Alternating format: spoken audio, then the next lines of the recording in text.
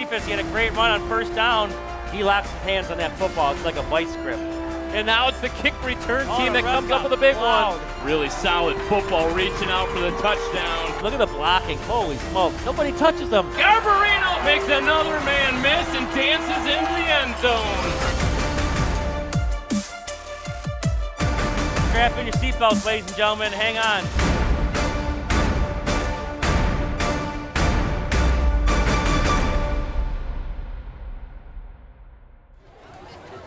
Ladies and gentlemen, boys and girls, it's time to get on your feet, get out of that seat. It's time to make some noise for your girls and your boys.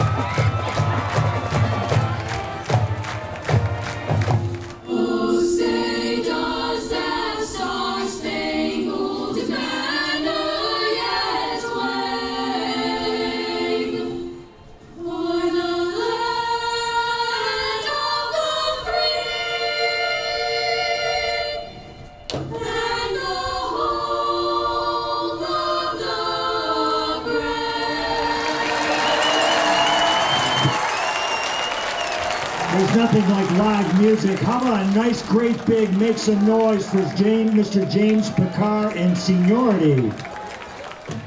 A MAC Red matchup here on Chippewa Valley Cable Television between our Chippewa Valley Big Reds and the Anchor Bay Tars. Hello again, everybody. I'm Brad Fetters, joined once again by Jeff Vitale as we get set tonight for week 2 of the MAC Red season, week 4 of the MHSAA season. And Chippewa Valley will put their perfect 3-0 record on the line tonight against an Anchor Bay squad that comes into play with a 2-1 overall record and a 0-1 mark in MAC Red play. And Jeff, we start off with Anchor Bay, who won the toss. They will defer to the second half, so Chippewa Valley will have the opening possession of this football game.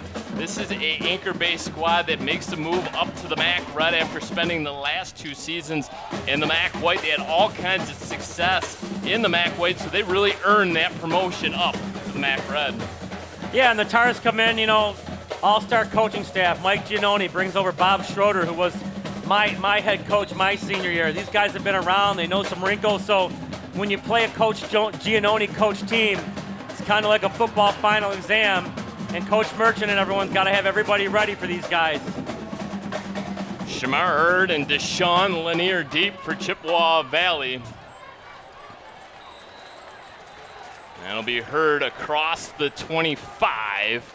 So Chippewa Valley will put the ball in play. Number 30, Caden Thomas. That tackle looked like it was by number 20, Drew Shornack. It's hard to tell. A lot of numbers down there on the wrap, but Shamar with a nice return, a nice wrap up. And again, this team, very fundamental, very talented. They wanted to get back into the MAC Red after dominating the Whites for a couple years. This is where Coach Giannone wants his team. I can tell you their younger levels are getting better. They're up and coming. These guys aren't going anywhere. They're staying around. Not only that, but the size of their roster, the participation levels are much higher. That's a full stacked roster on that far sideline. Little swing pass to the outside.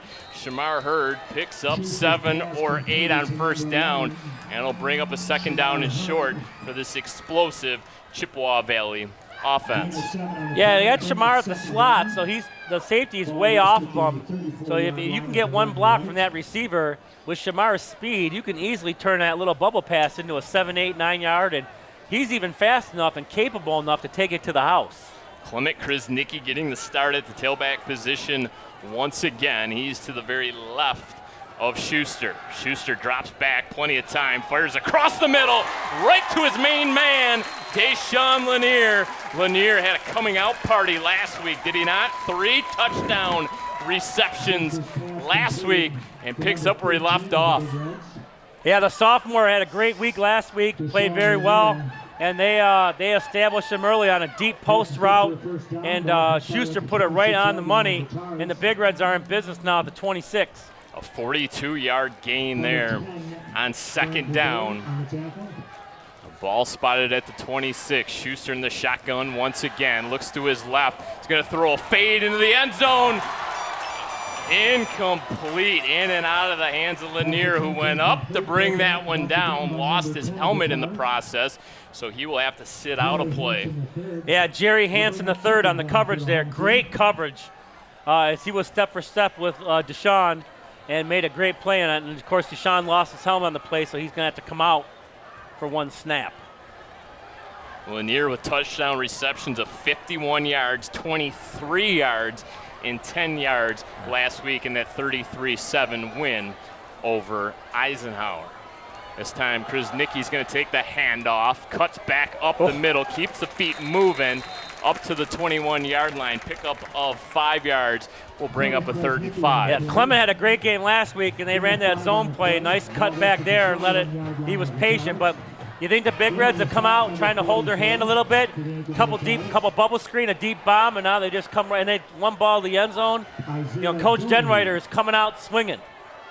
I talked to head coach Scott Merchant prior to tonight's ball game, and I remarked on that opening drive of the second half last week against Eisenhower that took off more than 10 minutes of the clock, and he had a big smile on his face. Said, pretty good, huh? And it was indeed pretty good, as this time is Darren Hawkins up to the 12-yard line, plenty enough to get the first down. Yeah, and you know what? I mean, you know, a lot gets said on how great these skill athletes are, but not enough gets said about how great this offensive line is. These guys just open up such great holes. They stand their blocks, and they give these backs and they give these receivers and the quarterbacks time to do what they do best in space. And you got to throw a lot of credit to this offensive line. They are big, they are physical, and they open up some holes.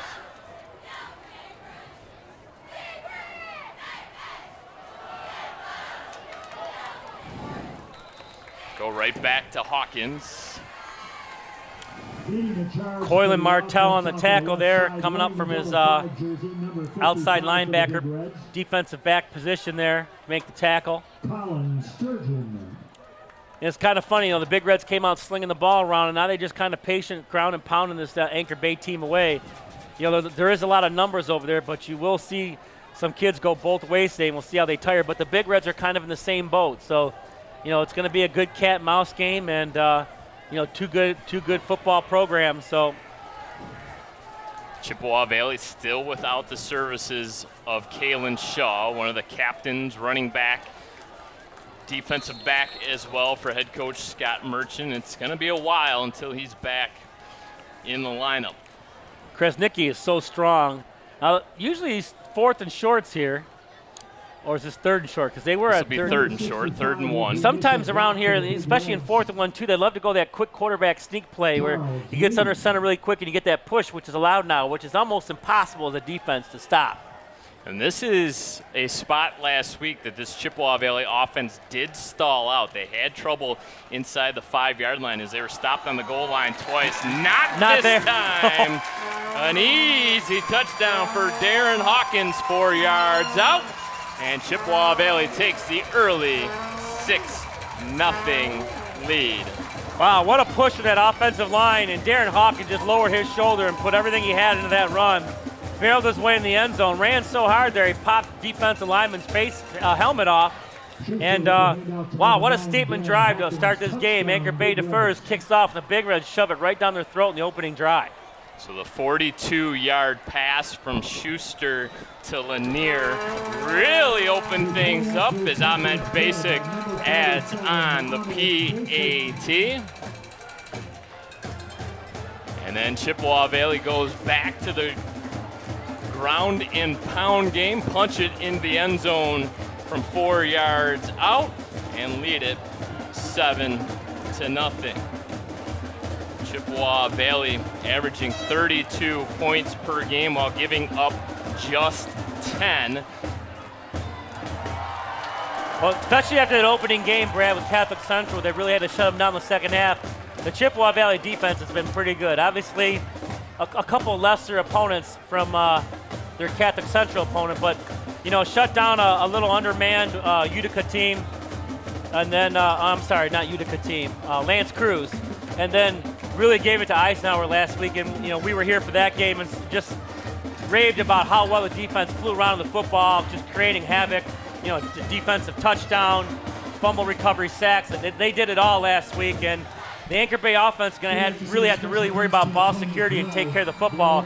This Chippewa Valley team feasts on turnovers. And it's funny you should mention that Chippewa Valley Detroit Catholic Central game, because that was the game that Coach Merchant wanted to talk to me about prior to the start of tonight's game. He wanted to go back to week 1 and talk about the second half of play and how deep his team dug in to come from behind and win that football game. And he didn't say it, but I'm going to say it. Those are the types of wins that are statement wins. Oh, yeah. And can really build you up, especially in week 1. To come from behind after losing a lot of tight ball games last year, decided by less than 1 touchdown. That's the types of things that you like to see out of your captains, out of your seniors, kind of turning the tide, putting the taste of last season behind you, and looking really good through 3 games this year. So Chippewa Valley on defense now. Anchor Bay's first play from scrimmage is a good one. Well, yeah, the Anchor, so they motioned 2 guys over before the snap, which is legal. And basically, they overloaded the left side, and the defense never shifted. And they had a big advantage over there and a big run on first down for Anchor Bay. Keininger, 5'8", 147 pounds. He's going to do a lot of damage in that backfield. This time they swing out the pass to Keininger. Chippewa Valley recovers. Boy, oh boy, this is a ball-hawking defense. Had a pick 6 last week, a fumble recovery, also had a safety, and now a fumble. And what does that do to your offense? I mean, you came out, you basically just pound the ball right down their throat the first run. You get a nice, 13-yard run, and you throw a bubble screen, and he looked like he was going to get 3 or 4 yards on the play, but helmet on the football, ball comes out, and now here come the Big Red offense.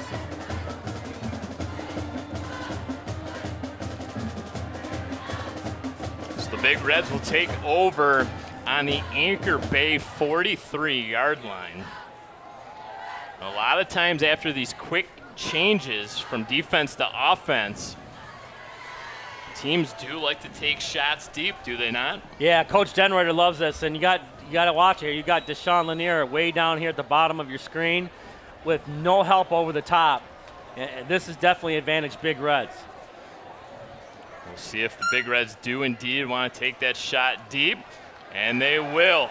Schuster going to go medium length, just over the head of Shamar Hurd. Yeah, and Lanier had put a double move on. He started like he was going to go deep. He put the brakes on and went to a post. But Schuster already made up his mind to give it to Shamar. That ball just sailed on him a little bit. But the Anchor Bay defensive backfield is really having right now a hard time keeping up with this Big Red wide receivers who are very, very fast.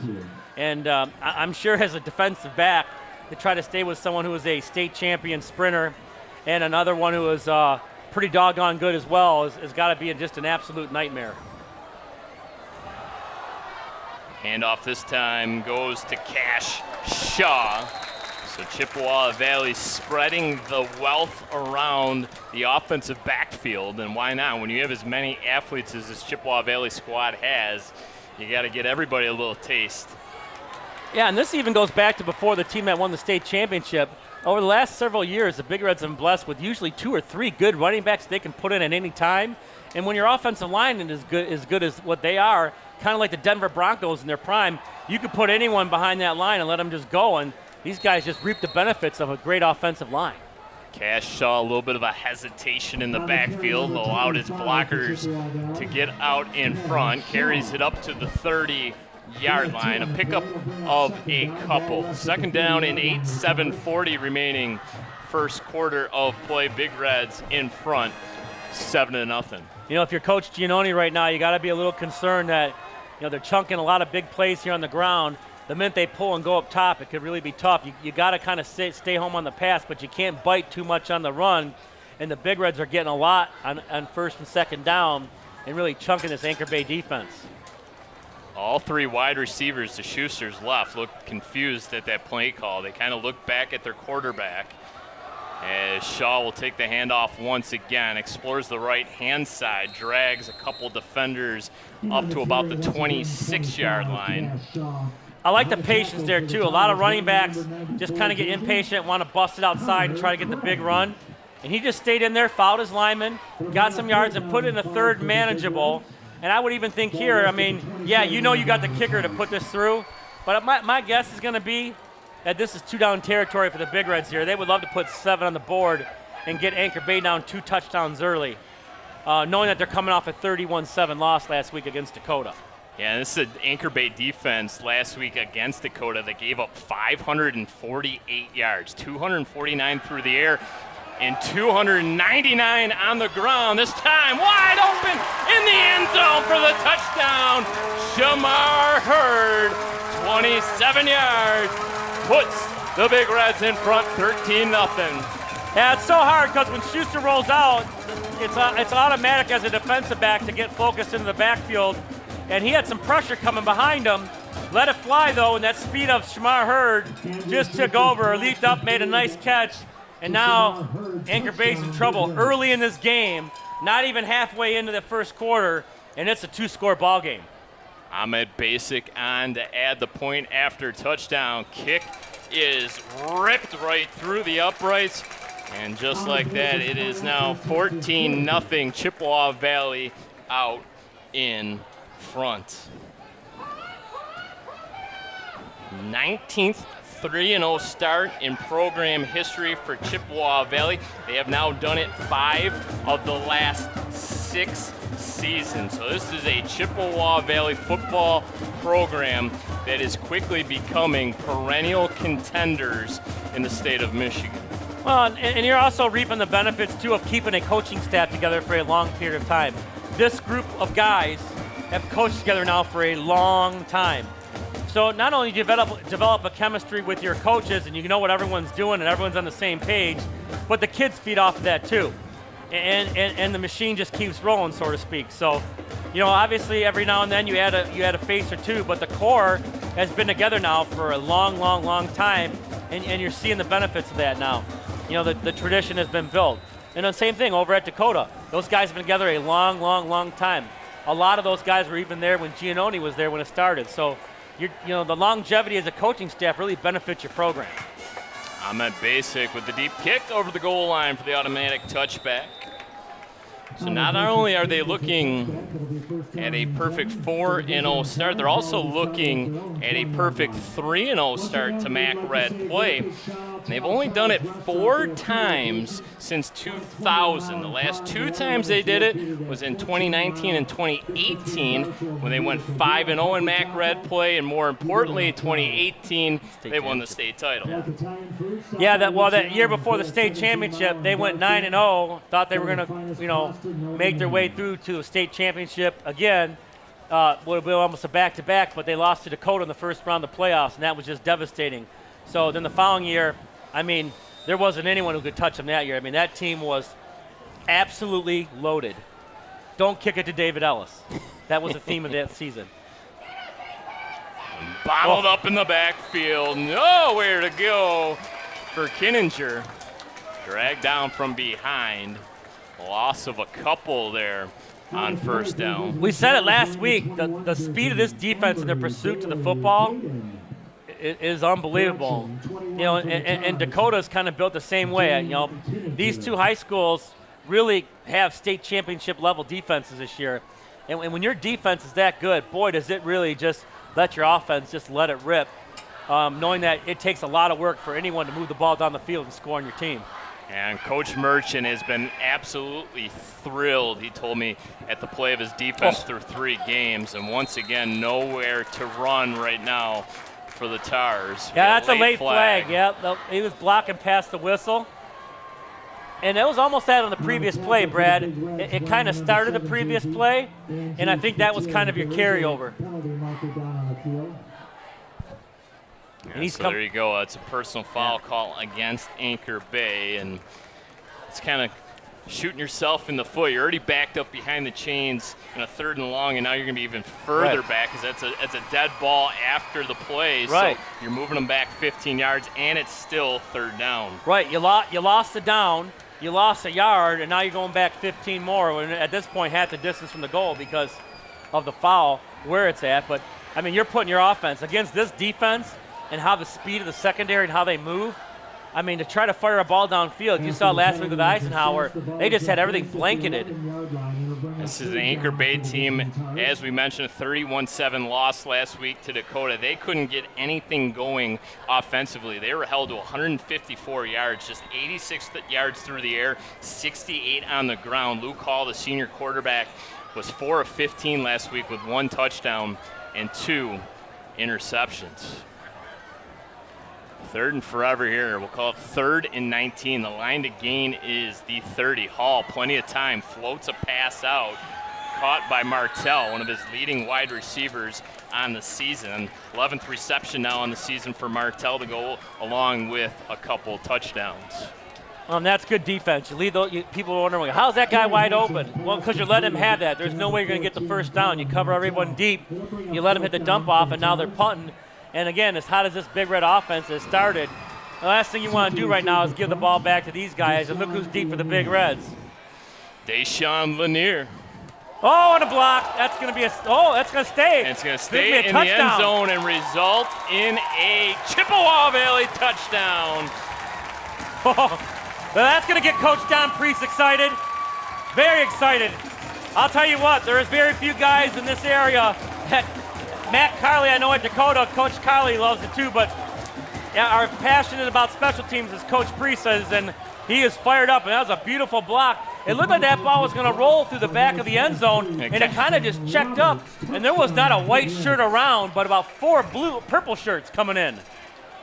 And checked up in the end zone, and I think everybody on the Anchor Bay squad was down the field, gunning down the field, trying to cover the punt. And the Big Reds were the only team that realized the ball was in the end zone. Basic adds on one more. And with 4:55 remaining in the first quarter, all Big Reds. Couple offensive TDs, and now 1 on special teams. They lead it 21-0. Yeah, I mean, if you were Anchor Bay before the game and you could have dropped the worst case scenario, they're living it right now. I mean, first drive, fumble, big opening drive, touchdown. Your first drive, fumble, Big Red touchdown. Your next drive, 3-and-out, punt, block, touchdown. I mean, you're barely 7 minutes into this game, and it's 21-0. And you know, it's kind of like smelling blood in the water for a shark. You know, this team is really, really, really good at stepping on your throat and finishing it. And when you give them a 21-0 lead, it's not going to get easier. And that was the remark I made to Coach Merchant regarding that first drive of the second half last week. I told him, you guys imposed your will. You guys were able to do whatever you wanted against Eisenhower in that drive, and you really broke their backs. Eisenhower really had no shot at coming back as we get a procedural penalty against Chippewa Valley on the kickoff. Yeah, I mean, you want to talk about taking the wind out of someone's sails, and that's exactly what they did there. Big Reds go off sides on the kickoff, so they're going to re-kick 5 yards further back. But, I mean, that was – and a lot of that drive was all on the ground. Like, I mean, I think it was the one pass was incomplete or something like that. I mean, it was – you know, it was doses of Krasnicki. It was the Krasnicki show, and he just took the will, right? And Ike did come down and score the next drive. Like, obviously you can tell they had made some adjustments. They just couldn't get on the field. And it was just a systematic drive. Quick score update, Dakota up 14-0 on Stevenson early on. So it looks like it could be shaping up for a double 4-0 battle between 2 top 10 teams within 2 miles of each other next Friday night. So we're finally going to have a returnable kick here after they backed him up 5 yards. And that is Drew Shornack. Yeah, Shornack. Dad was a longtime trainer here. Great baseball player, coach, good football coach. And I've known those kids since they were extremely little, and good athletes. We've had to actually play them through Iroquois when they were at the Anchor Bay Middle Schools, and nice return there. I think if you're Coach Preach, you're telling Ahmed Basic, listen, dude, I know you're not going to kick everyone in the end zone, but don't kick it to 20. So we'll see if Anchor Bay offensively can get off the mat here. As this time it'll be a toss to this near side and running in to a whole host of purple jerseys. Nice 6-yard gain, though, on first down.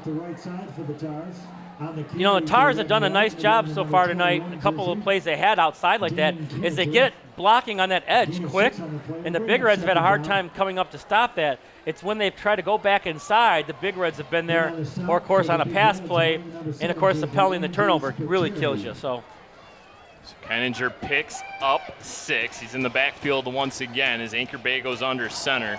Same look as they pitch to the right side once again. Getting there from his safety position was Preston Roberts. And from our vantage point, the Tars are a yard short. Two of the Macreds finest on that last play.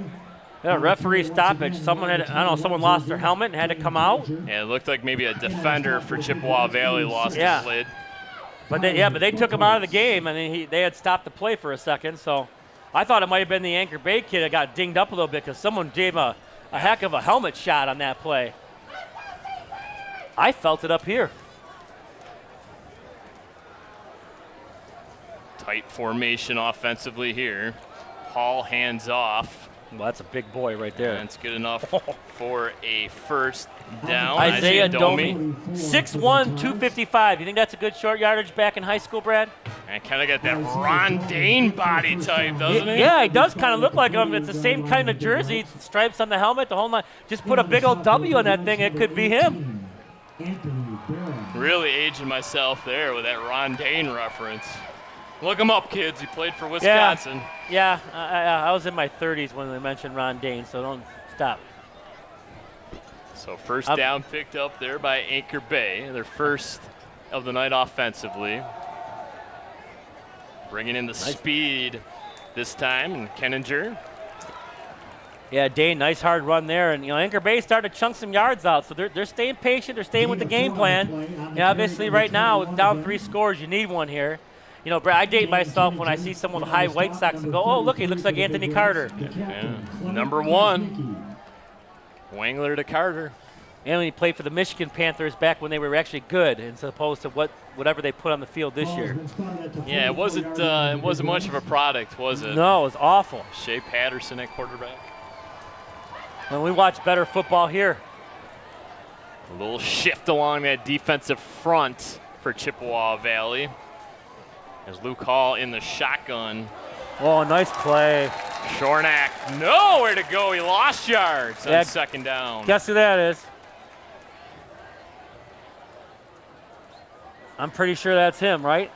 Is that Clement? Loss on the play. 33, and again, they got some different numbers because of people who they're playing for. Yeah, that's Krasnicki. And, boy, when you need him to, boy, this kid just makes plays, and, of course, that's why he has the C on the jersey. 3rd and 9, 2:10 left to go, first quarter of play. And they're going to go empty. I think this really favors the Big Reds. Yep, wide receiver screen. That play was blown up. Oh, my, Darren Hawkins. It was like he was in the huddle. Yeah, I think Anchor Bay might need to take that play out of the playbook there. This might be a play that could work against, the team that doesn't have the speed that the Big Reds have. That you're just putting yourself in an adverse situation, and that could have been just a car accident there, Brad. Holy smokes. Deshaun Lanier deep once again for Chippewa Valley. They blocked the last punt. This one's short. End over end kick's going to take a Tar bounce. So Lanier fields it at the 15 and penned down immediately. So Anchor Bay picks up their very first down of the football game. No further. And we'll give Chippewa Valley the football back for the third time here tonight. Well, the worst starting field position so far tonight for the Big Reds. Their own 16-yard line. But however, this is an offense that can go 84 yards in a blink of an eye. So you know, don't adjust your dials or change them, folks, because if you turn them back, they could be on the scoreboard again. The way this offense has been clicking the last few weeks.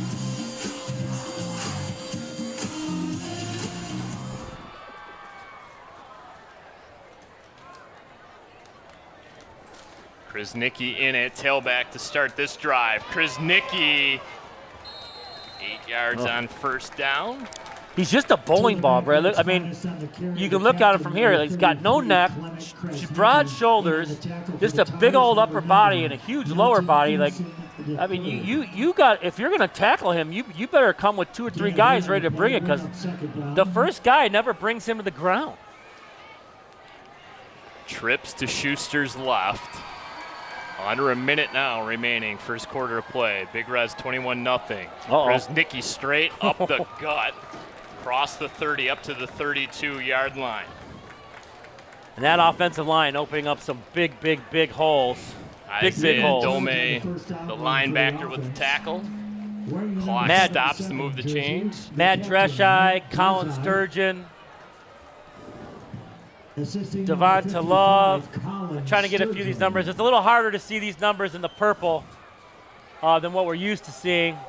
We'll try to get a few more numbers for you as we go. I got to get the center and the right guard still. I'm working on it.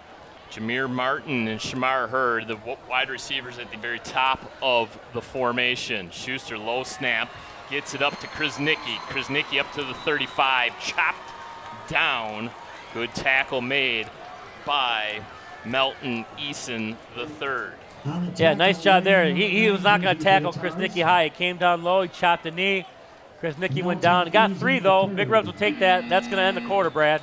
And that, in fact, will do it. 21-0 your score. Chippewa Valley in front of Anchor Bay. Sun beginning to set. It's a beautiful night. When we come back, the start of the second quarter of play. Don't go anywhere. These are some facts about youth alcohol use. While the good news is that underage drinking has declined over the years, rates of youth alcohol use are still high. 30% of 12th graders in the United States reported drinking in the past month. Alcohol use by teens frequently involves binge drinking. Regular alcohol use can damage the developing teen brain, creating problems with learning, memory, and processing information. Youth alcohol use is associated with other negative consequences, including poor school performance, injury and death from car crashes, suicide, mental health issues, and use of other drugs. The majority of those diagnosed with an alcohol use disorder in adulthood began drinking by the age of 18.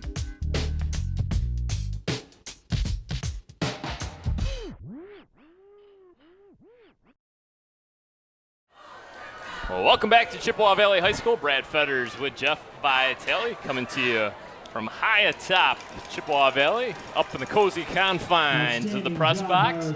Chippewa Valley Big Reds 21, Anchor Bay Tars nothing. 2 offensive touchdowns by Chippewa Valley, and then a touchdown via a blocked punt. Your scoring summary for the first quarter. Anchor Bay defense coming up with a stop here on second down. On the tackle for the Tars. Yeah, if the Big Reds can get a rushing touchdown and a defensive touchdown, because you got the special teams touchdown, you got the trifecta. The triple crown. Yeah, yes, sir. Well, and we're not even in Kentucky. Head coaches talk about it all the time, don't they? Special teams, kind of that lost art, that third dimension to a football team. Games are often won and lost via special teams, and big play on the block kick resulting directly in a touchdown. Schuster across the middle finds a wide open Shamar Hurd, all 5'9", 145 pounds, up to the mid. You know, they're putting a lot of attention, even though they're playing a lot of guys one-on-one. You know, Lanier's got a lot of attention. This is the most open we've seen Shamar this season. He's had a lot of good looks, and Schuster has really put the ball there. So, you know, you take one guy away, but there's so much talent at this receiving core, you really just can't take one guy away because someone else is going to burn you. Hurd all the way up to the midfield stripe. Ball spotted right at the 50-yard line. Schuster going to keep it himself. Going to fire downfield. Got his tight end. I think it's 82, boy. Boy, is that hard to see. Pass completed to number 82 of the It Big is. Reds. Evan DiBucci. Nice catch, Evan. He was wide open. Wearing the number 9 jersey. Another post route. And, you know, there's so many guys so spread out that the middle of the field is so wide open, and the Big Reds are just taking it. Chippewa Valley going to go to a spread look here. 4 wide receivers.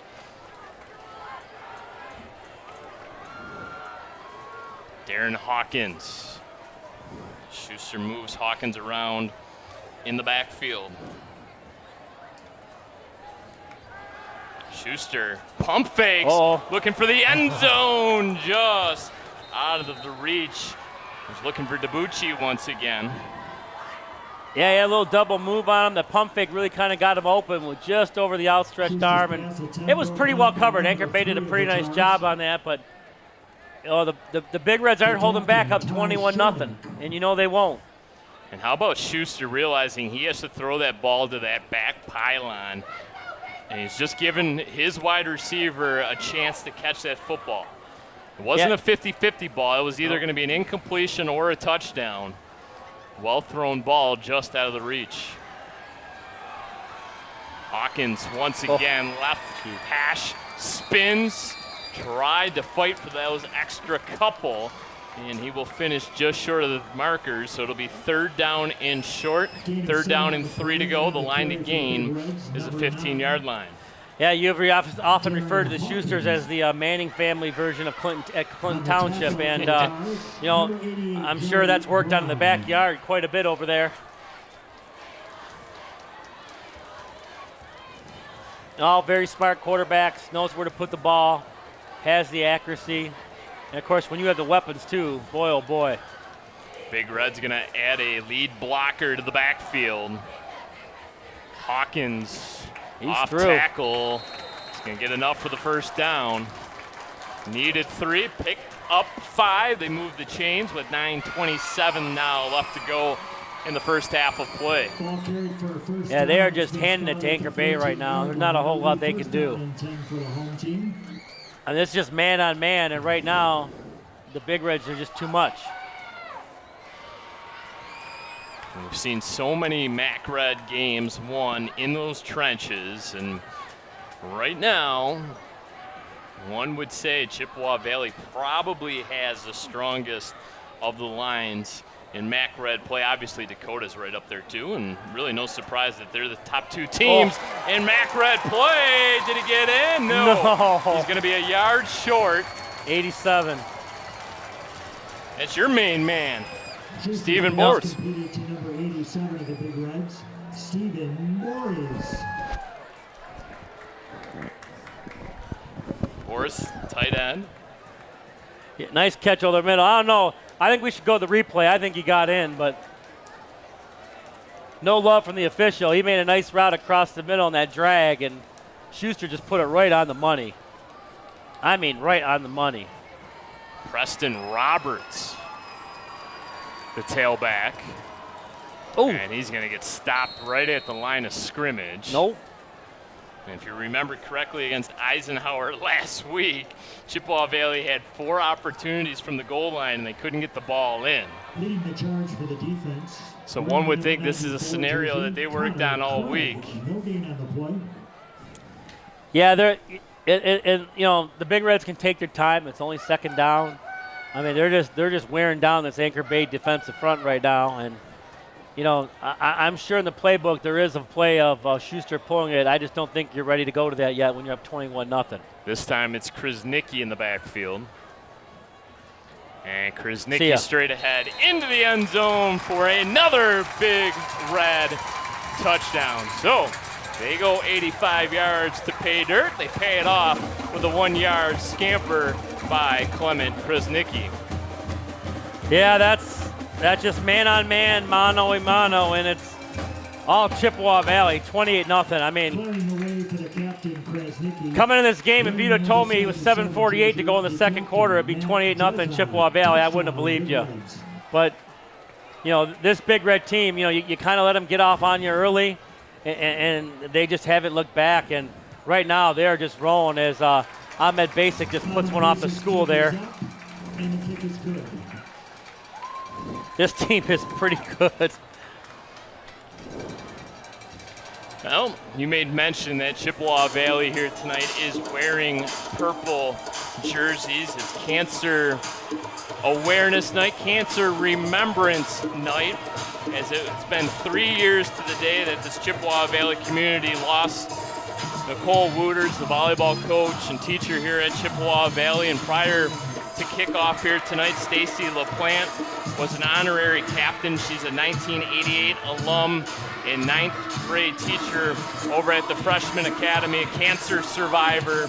So big time credit for Chippewa Valley. This is an annual game when they throw on the purple jerseys, and cancer really such an awful, awful disease. And I don't think there's anyone in America that hasn't at least known someone in their direct family that's battled cancer, and it takes a village to fight the disease, because it can tear families apart. Absolutely, and Miss Wooters, you know, great teacher.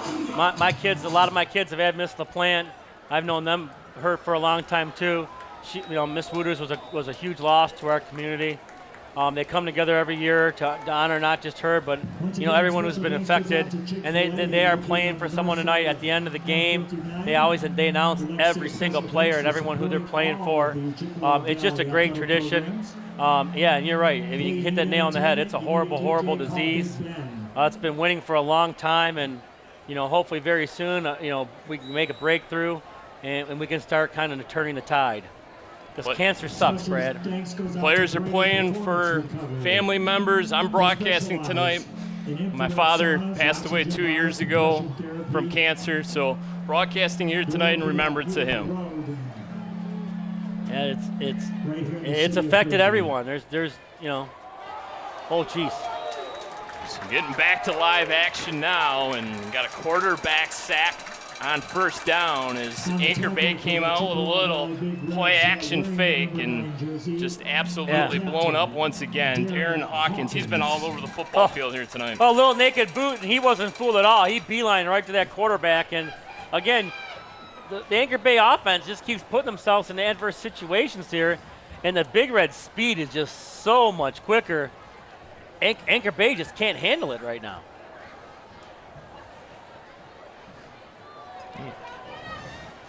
And they're going to try the run, keep it on the ground here on second down. Don't quite make it back to the original line of scrimmage. So it'll be third down and long. Behind schedule once again is this Tars offense. You know, and if you're in the stands, you might be saying, well, why don't they just keep running it forward? Well, but when you run something like that boot or a throw, you're playing into the Big Red speed. I think if you're right now, if you're the Tars, I mean, it's a 4-score game. Try just to shorten this game up, get out of here healthy. You still got 3 MAC Red games to go. It's only 2. This is only week 2 of the MAC Red. So, but I mean, right now you're down 20-0. If you try to run the ball, you're not going to make up 4 scores in the time that's left. You do got to throw, but again, that's advantage Chippewa. Luke Hall barks out the signal, spins the football in his right hand. He's going to take off for it now as the pocket absolutely collapsed. 3 Big Reds in on the tackle, including Anthony Barron. Yeah, right now for the Anchor Bay quarterback, the game is moving really quick. And, you know, Luke Hall's got to try to make his decisions a second faster, and he's just not used to that. Everything closes up so fast just because of the speed of the Big Red defense. It has so much more than the Anchor Bay offense.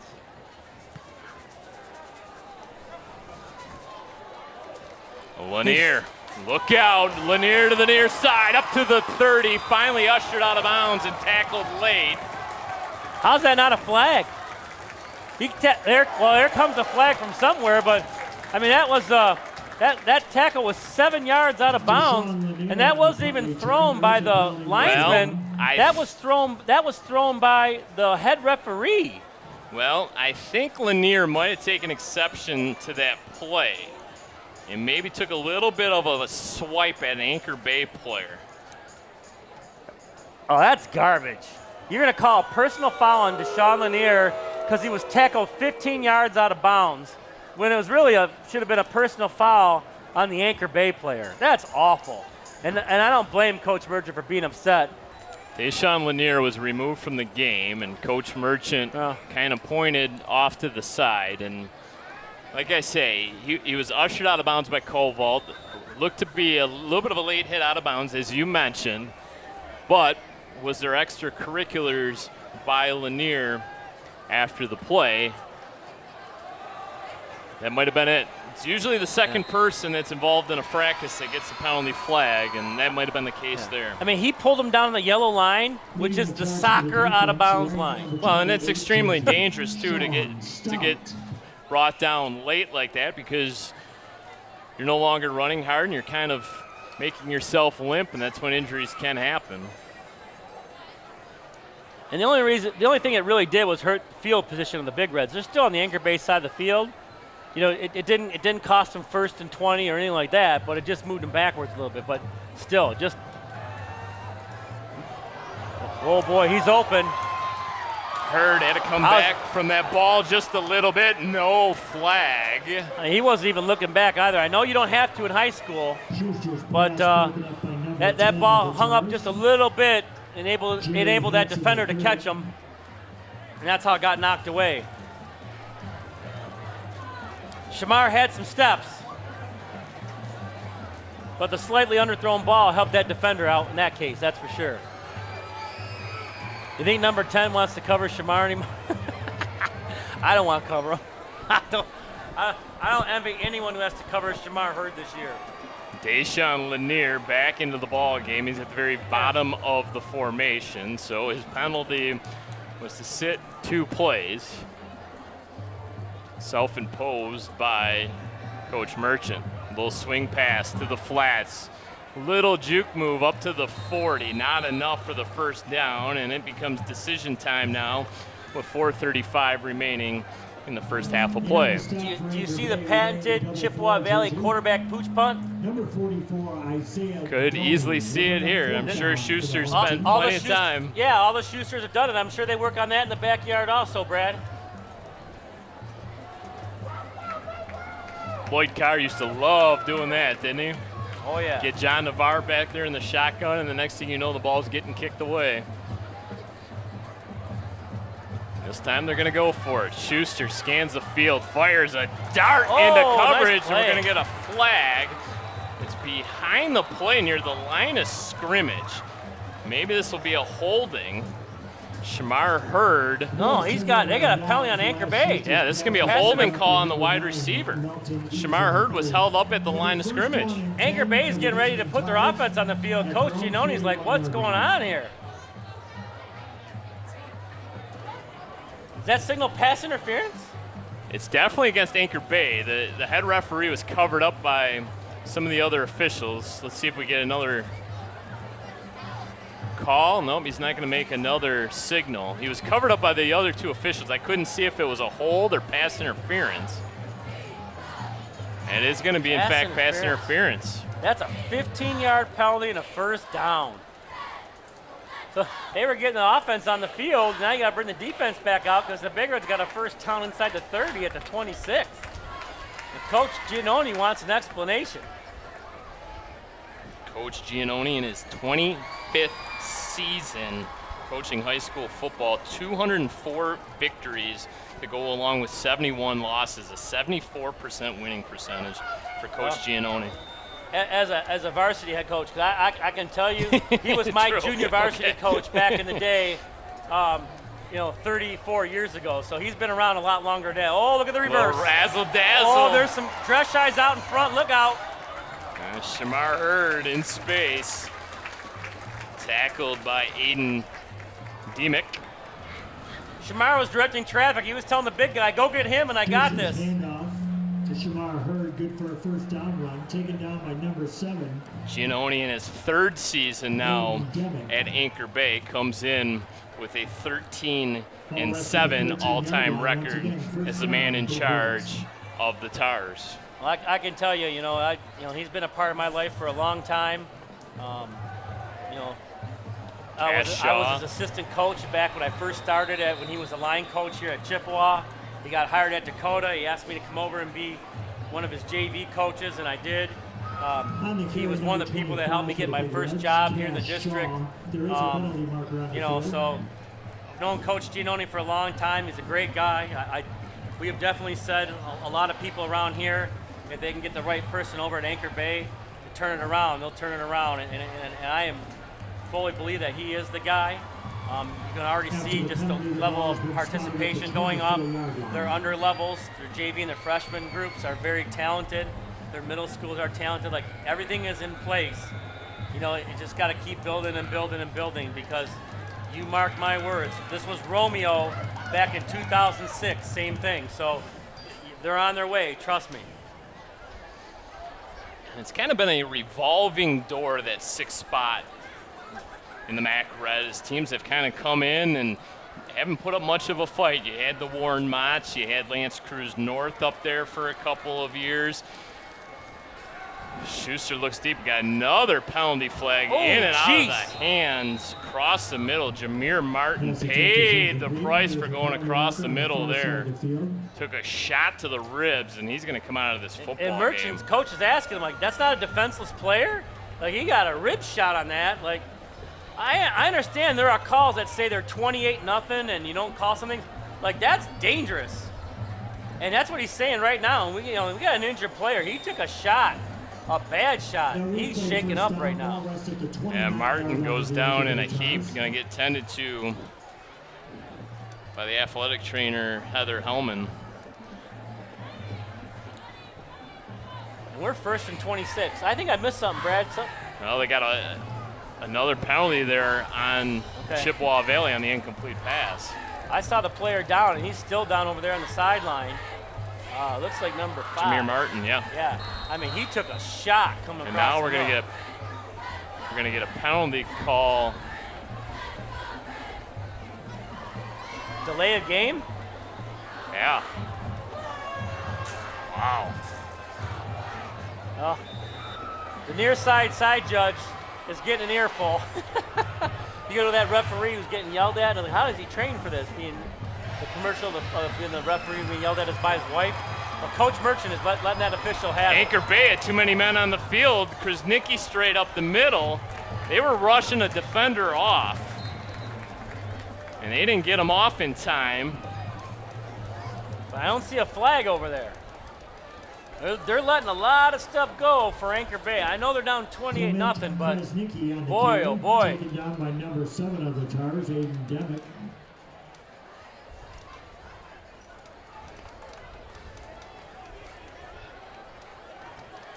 Shamar Hurd at the very top of the formation. Kind of a bunch look for Chippewa Valley as Krasnicki will go left side, cuts it back upfield, up to the 16-yard line.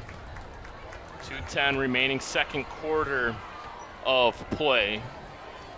Now that here, the Big Reds even just get a field goal. There's only 2 minutes to go in the half. It's 31-0. Don't forget, they get.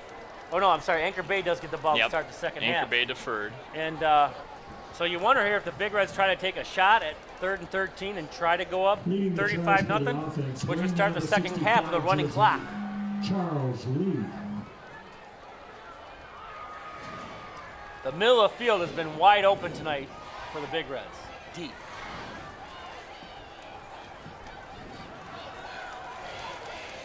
Plenty of time for Schuster. Was looking for Hurd.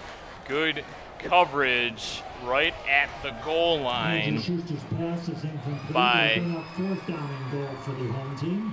And that ball just sailed just a little bit. That was a good ball.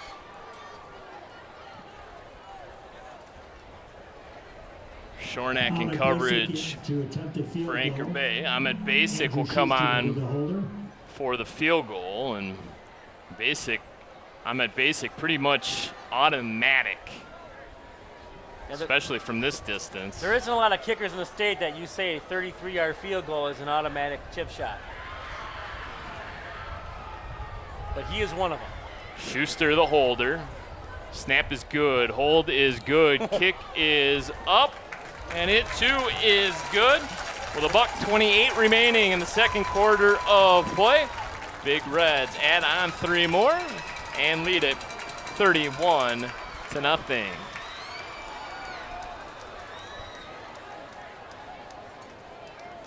The field goal attempt is good. Boy, does he make it look easy, huh? Sure does. Nice little weapon to have in your back pocket. Because you know, at some point, the game's going to come down to a game-winning field goal late in the fourth quarter. And to have somebody as automatic as Ahmet Basic spells good things for this Chippewa Valley squad. So Anchor Bay comes in with that 2-1 record. Week 1 victory over Ann Arbor Pioneer 42-7. Beat up Grosse Pointe South 45-20 before suffering that loss last week at the hands of Macomb, Dakota 31-7, your final score a week ago. It was up 24-0 on Stevenson with 5 minutes to go in the half over there on at Dakota. So, you know, barring some 180 turnaround, it looks like you could have the crosstown showdown next week of 2 4-0 teams ranked in the top 10 in the state. You think there might be a few media outlets covering that game besides us, Brad? It's not too often 2 teams can take care of business and just set up a collision course. And that's what we have next week. You mentioned it. 2 teams that are going to be in the top 5 in the state of Michigan going head-to-head in week 5. Doesn't get much better than that. That's what you play for. That's what you broadcast for. Friday night under the lights between 2 unbeatens, 2 district rivals. It's going to be dynamite. Terrific play action fake. Oh, they look deep and they got a man wide open. Martell into the end zone, 80 yards on the opening play of the drive. Wow. And I'll tell you what, the back on the sweep there really sold it because I thought he had the ball. And then, we got a flag all the way back at the 15-yard line. Oh, my. Oh. Coach, you know, you just can't believe it. They hit the big one. The kid's running back to the back of the end zone to catch the extra point. Go back, son. They're not kicking it. Holding the call. Wow. Wipes out an 80-yard touchdown catch. I mean, you want to talk about responding. I mean, you just throw a haymaker and it connects for 80 yards, and then they go 10 yards further back, and now you're 1st and 20. It really just takes the wind out of your sails. That's just an awful, awful break for Anchor Bay. Colin Martell, and you know the Anchor Bay coaching staff dialed up their best play in the playbook right there. Oh, there was no question. That was a home run, and it hit.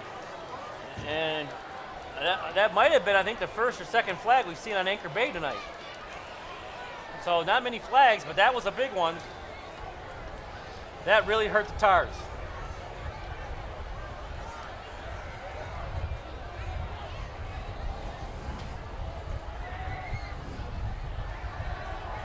So back to the drawing board. Flushed out of the pocket. Hall once again, scampering for his life. Lowers the shoulder, gets it up to the 24. Nice run, lowering the shoulder there and finishing off the run. Under a minute now in the first half, and now Anchor Bay will call timeout. Now you can see, obviously, they must have some more in the playbook. They're trying to dial some up here before the half because they do get the ball to start the second half here, Brad. So if you can somehow throw another haymaker and it connects, you might have a chance to put 14 points on the board.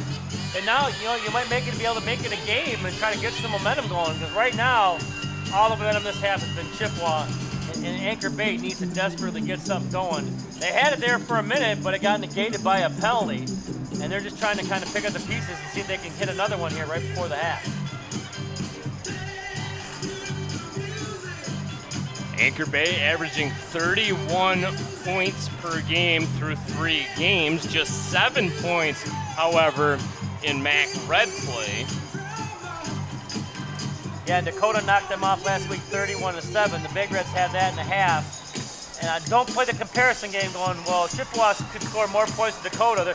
Listen, that game next week is going to be fantastic. But, the Big Reds, obviously, the block punt, just a lot of things early to take momentum here. Anchor Bay just really needs to find some lightning in the bottle again. A nice little screen there, taking what the defense gives them. First down 2 will temporarily stop the clock for a minute while the chains move too, Brad. So nice job there of Coach Giannone and his staff just kind of taking what the Big Reds are giving them right now. Drew Shornack on the reception. Hall looks again to his slot. That was Luke McCollum. A little low and incomplete. 48 seconds now remaining second quarter. Gosh, you would just have to wonder what that Anchor Bay locker room would be like at the half, knowing that they just hit for 7, a chance to get the ball back and maybe try to make this a 3-score game. Because right now you're talking it's a 5-score game. And boy, that would just change the complexion. But those little mistakes, those penalties just kill you. The mistakes have killed the Tars so far tonight. Block punt, and just some miscommunications and coverage have led to just the Big Reds right now just feasting right now on the Tars. It's hard to win in the MAC Red. It's even harder to win on the road. Ask Grosse Pointe South how hard it is to win the MAC Red. Anchor Bay was going to have to play a near flawless game here tonight if they were going to upset Chippewa Valley, and they've shot themselves in the foot a couple times thus far. Had a block punt for a touchdown and had a touchdown waved off via a penalty. Yeah, and I'm sure if you're Coach Giannone, you're going to go back and really help analyze the film with the kids here and just explain to them, like, look at these mistakes we made that really kind of helped pile it on us. I'm telling you, I saw it develop in 2006 when I was part of the staff that was here then. And we lost to Romeo in the playoffs that year. And I remember everyone saying, how could you lose to Romeo? Anyone say that now? Nope. No. So, this is kind of where this team is at. I kind of see a lot of similarities with that. And, if they kind of reach that same status, imagine how tough the MAC Red's going to be. Because no one's going to want to go up into the MAC Red anymore. I can tell you this right now. Coach Giannone does not want to take his team down the white. He wants to be in the red and be here to stay. So well, they've been there, they've done that, they've won MAC White championships. Right. 3-1 in 2020, 5-0 in a MAC White championship last year. 8 of the last 10 years they've been in the white. They had the 2 years up in the red where they didn't have any success, but not a lot of teams do have success in the MAC Red when they come up. You mentioned Grosse Pointe South. That's the team that moved down and allowed Anchor Bay to move up.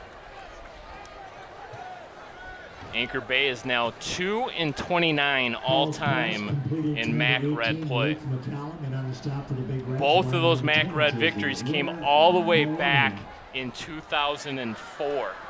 A win over Ford and a victory over Chippewa Valley. Chippewa Valley got a little bit of revenge that year, though. They beat them in the playoffs. I remember that.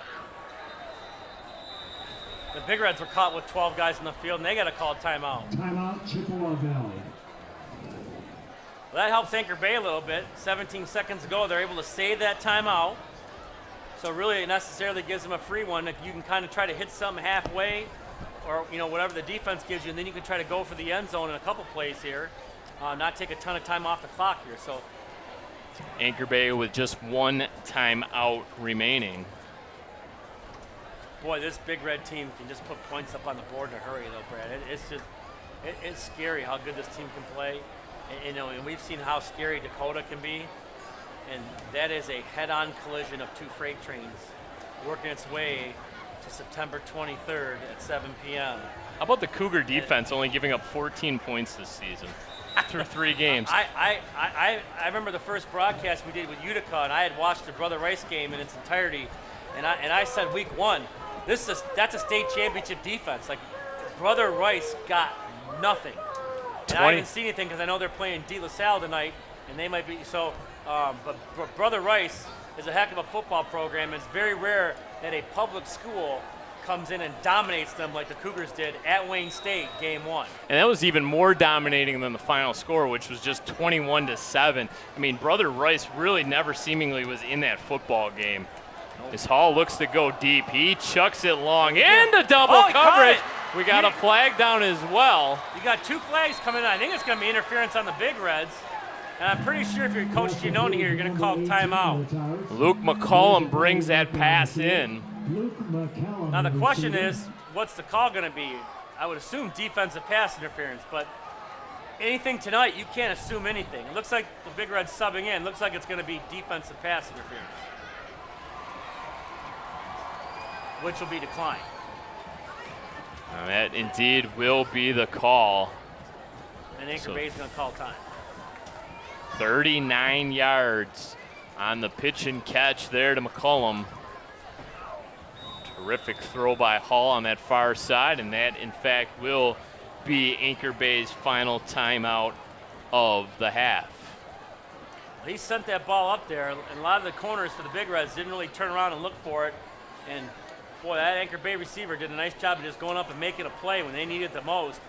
And they're in business at the 3-yard line here. And I think if you're Anchor Bay, you get your best red zone play here. Getting 7 right before the half could be huge, because you could still make this, get a score here, get a score when you get the ball in the second half. And now you're right back in it, to where it looked like you were almost down and out literally a minute and a half ago. Call your best 2-point conversion play. Yeah, I mean, you're basically at the same spot on the 3-yard line, and, you know, we've seen them make some plays. They got the skill players to do it. I don't think you're going to see a run here just because You don't have any timeouts. if you get stopped short, the half's over, you don't get a chance to score. I think you can easily run 2 pass plays at this part of the field, something quick. Got to take shots in the end zone. Can't get stopped, because you'll no way will you get 2 plays off if you throw short of the goal line here. Maybe rub route underneath. That's what the Big Reds are kind of pushing some guys out there to stay wide. Maybe a swing pass. Hall in the shotgun. Hall had a man had him. wide open and threw it in his feet.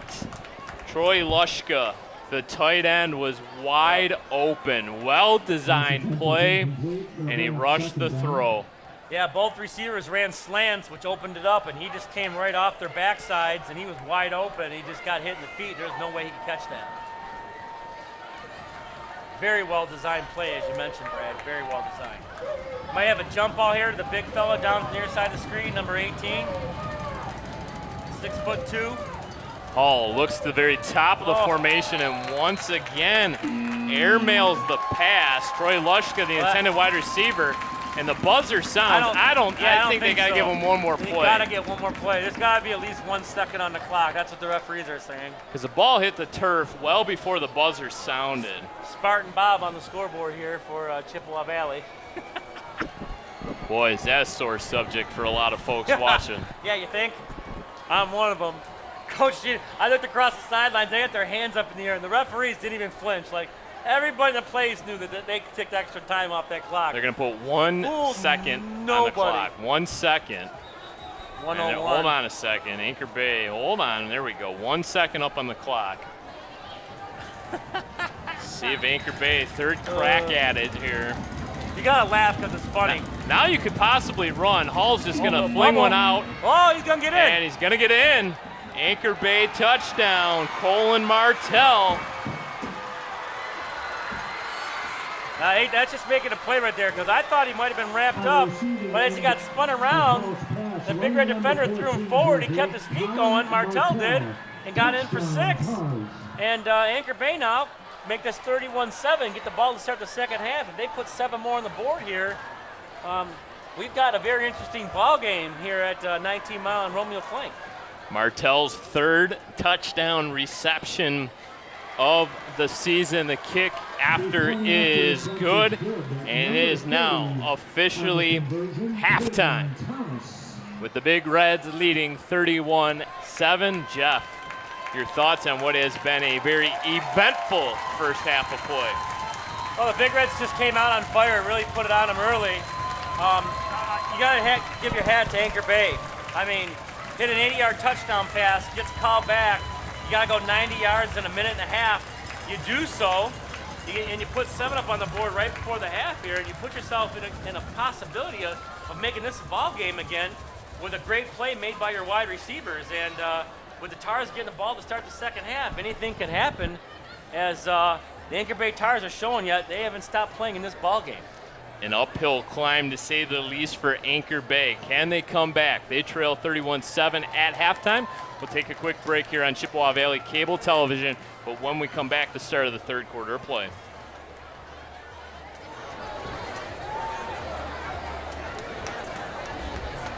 Ladies and gentlemen, please make some noise for the 2022 Chipettes.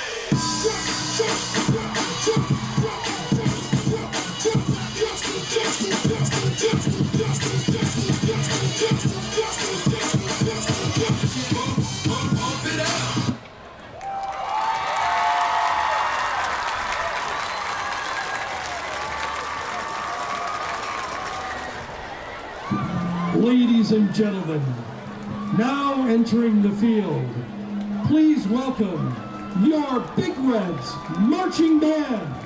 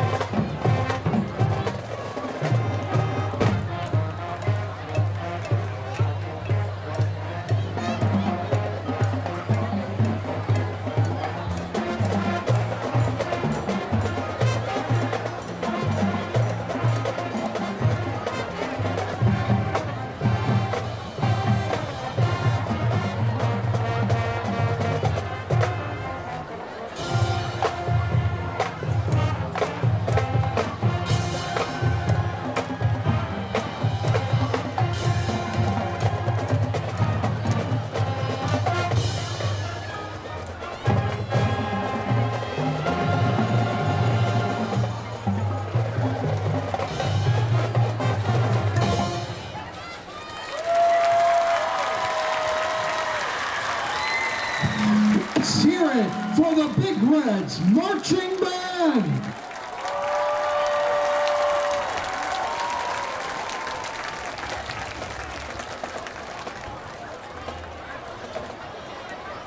Great show, great music. The Big Reds Marching Band will be hosting their 13th annual Chippewa Valley Invitational on Saturday, October 8th.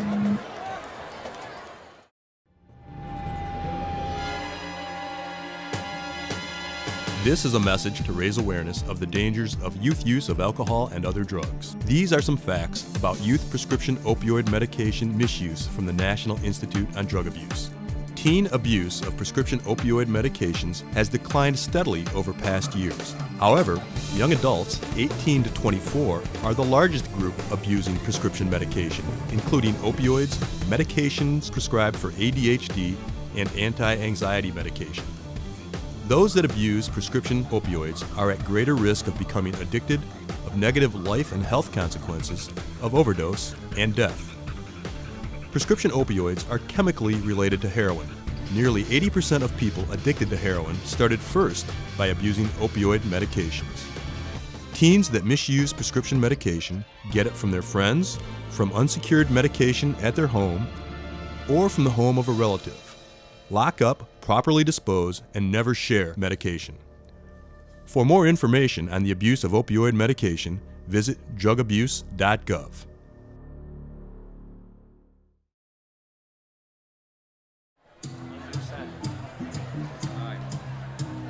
Welcome back to Chippewa Valley High School. Nearly set to go third quarter of play. Anchor Bay will have the opening possession of the second half. Ahmed Basic kicks it away deep where we'll have a touchback. Tars will put the ball in play from their very own 20-yard line. So Anchor Bay gets on the board on the final play of the first half, trims the Chippewa Valley lead down to 31-7, and boy, a long scoring drive here would go a long way to getting Anchor Bay back in this ball game. Yeah, I mean, you couldn't have asked for much more, and you thought that might have took the wind out of their sails with that penalty after the 80-yard touchdown, but they came right back here, and we'll see what adjustment they made at halftime to see if they can make this 31-14 here early in the third. Luke Hall under center, handoff tripped up from behind, blowing up that play in the backfield. Chippewa Valley player down. Yeah, they yeah, because the Big Reds getting dinged up right now, but I don't know. It's not like the Tars are coming out swinging. They lost one on that first play trying to go outside. And I thought, Brad, we've said it before a couple times, their bread and butter is really be between the tackles, run the ball right at the Big Reds as opposed to trying to go wide and play into the Big Reds' speed. Linebacker Andrew Spiteri came up with the tackle for Chippewa Valley. Play action fake, pocket collapses, brought down from behind on the quarterback sack. Mr. Hawkins. Leading the charge for the defense, the captain, number 9, Darren Hawkins. Boy, has he been phenomenal this season. Not that, and the offensive side of the ball running. So big sack there really puts the Tars at a disadvantage here. 3rd down and 14. The teams will scrimmage from the 16-yard line. Luke Hall bringing in the offensive play from the sidelines. We got an update during the half at down on 21 Mile and Heinrich. Dakota up 31-0 on the half against Stevenson right now. Collision course officially set up. Screen pass. Oh boy, absolutely blown up. Martell fumbled the football late. Oh boy. And they're going to say he was down. Oh, now they're going to say incomplete. Yeah, he didn't pass. have it. I don't know about that. Boy, it sure looked like he made a football move with the ball. Yeah, I would say so, but Pass attempt is incomplete. They'll bring up 4th down for the break on Tars. that play, though, by the defender, and maybe he just never, even though he kind of had it, it's kind of hard to tell from up here, just never possessed the football enough to, make it. They've changed so many rules now. I don't even know what the heck a catch is anymore. Well, there is some truth to that, especially in the NFL. Punting has been a interesting chore here tonight for Anchor Bay. This time they get it away. That didn't. And it's down at the 43-yard line. That came very close to hitting Shamar there. He wasn't kind of paying attention to where that ball was, and that missed his back calf by about a good foot or two. So nice job there by the defense, though, to get the Tars to punt here. And if the Big Reds can put one up here early, 38-7 is going to be a tough task for Anchor Bay to come back on. So just a 28-yard punt, no return. Ball at the Anchor Bay 43. Chippewa Valley back to work on offense. 3 scoring drives as well as a field goal. Clement Krasnicki just knocking down defenders. Aiden Dimmick eventually brings him down, but the stiff arm and the shoulder working to perfection there for the big man, Clement Krasnicki. Yeah, it took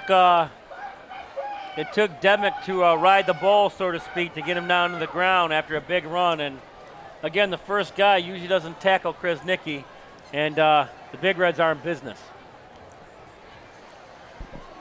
Krasnicki out of the gun, bounces off the first tackler, and finally swallowed up by that Anchor Bay defense. Aiden Dimmick again in on the stop. Dimmick has been busy coming up from his safety position. For his size, too, Brad, he's pretty agile. He's built like a freight train, but he moves very well between the tackles. He can change directions pretty quick. Not a fun guy to tackle. Heavy doses of Krasnicki, bounced it out. First hole kind of swallowed up, so he busted it back to the outside. And close to the first down markers, they're going to give it to him. Needed 5, got 5. So down to the 13-yard line goes the Big Red offense. Chippewa Valley taking their time. Cameron Petway, the wide receiver at the very bottom of the formation, all 6'3". Big target down there if they want to throw the fade. Instead, they'll give to Krasnicki again, straight up the gut for a couple. Literally looks very similar to last week's opening drive against Eisenhower. Just pound, pound, pound, pound, pound, pound, pound. And they're very content to do that right now until Anchor Bay stops it, which they have yet to. And now a little running back switcheroo. Going to bring Darren Hawkins, the captain, in. Krasnicki will come over and get some hydration. It is a relatively warm night for the middle of September. Not a lot of breeze, so it is fairly sticky. Yeah, very easy night to cramp up on. And they go a little fake to Hawkins, was trying to get Shamar Hurd on the slant. not a ton, but just a tad behind him just made it a difficult catch, and Shamar couldn't come up with it. But, boy, the Big Reds are not holding back, even with a big lead. Hurd already has a touchdown reception in this football game, 27 yards. We called him early on with a big catch, but we haven't seen Deshaun Lanier get in the end zone yet. Matter of fact, as we look down right now, even I don't even see him on the field. Yeah, doesn't appear that he's out there.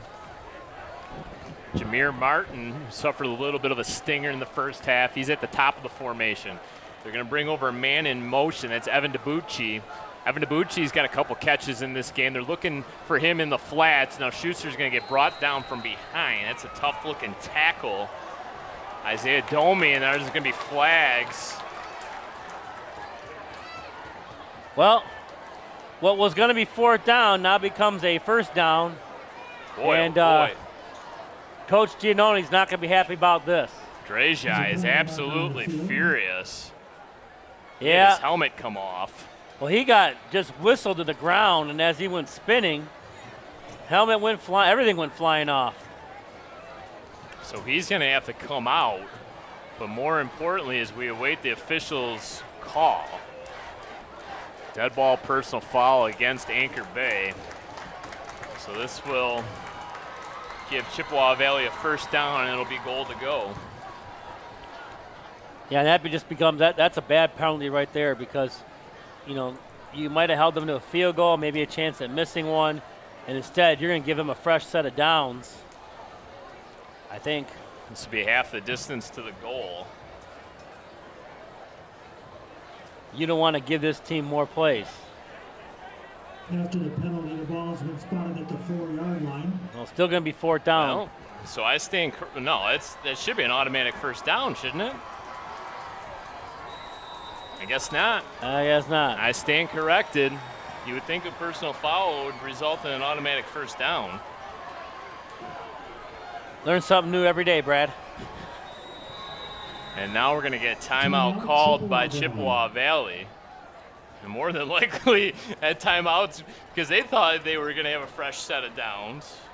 I don't see anyone in purple complaining, so something they know a little bit more than we do. I'll tell you that much. 28th all-time meeting between these two schools. Chippewa Valley with a very decisive advantage. 21 wins, 4 losses, and 2 ties. Anchor Bay is the 7th. What happened in those 2 ties? I don't know. Before the advent of overtime, right? Right. 7th most common opponent is Anchor Bay for Chippewa Valley. After the usual suspects, of course, Eisenhower, the most played opponent for Chippewa Valley. Right. Been around the longest. Stevenson, Ford, Dakota, Romeo, so the power hitters in Mac Red, Utica, and then Anchor Bay. Utica and Anchor Bay having played Chippewa Valley the most with 21 times. 21 times, rather, is tied for the most victories over any opponent. Going way long time ago, I remember when Utica and those teams were in the MAC Red. Yep. You know, the Dakota wasn't even around yet, and you know. Oh boy. That might change Coach Merchant's mind. It might be going for a field goal here. Yep. Yep. He's going to send Ahmed Basic out. So the 21 wins, tied for the most victories over any opponent. Well, and, you know, you can go back to when the Dakota-Chippewa Valley rivalry started in 1999, and just some unbelievable classic games. You know, I remember the very first one when both schools played here, and I was at Dakota coaching in 1999 to get a job, and you drive over 15,000 people, cars lined up down 19-mile road. It was insane. 33-yard field goal, partially blocked. And it went through. Leg to get it through. Well, you know things are going your way when you block a field goal and it still goes through the uprights. 34-7, 7:27 left to go in the third quarter. 12 straight Chippewa Valley wins over Anchor Bay. dating back to the 2004 playoffs.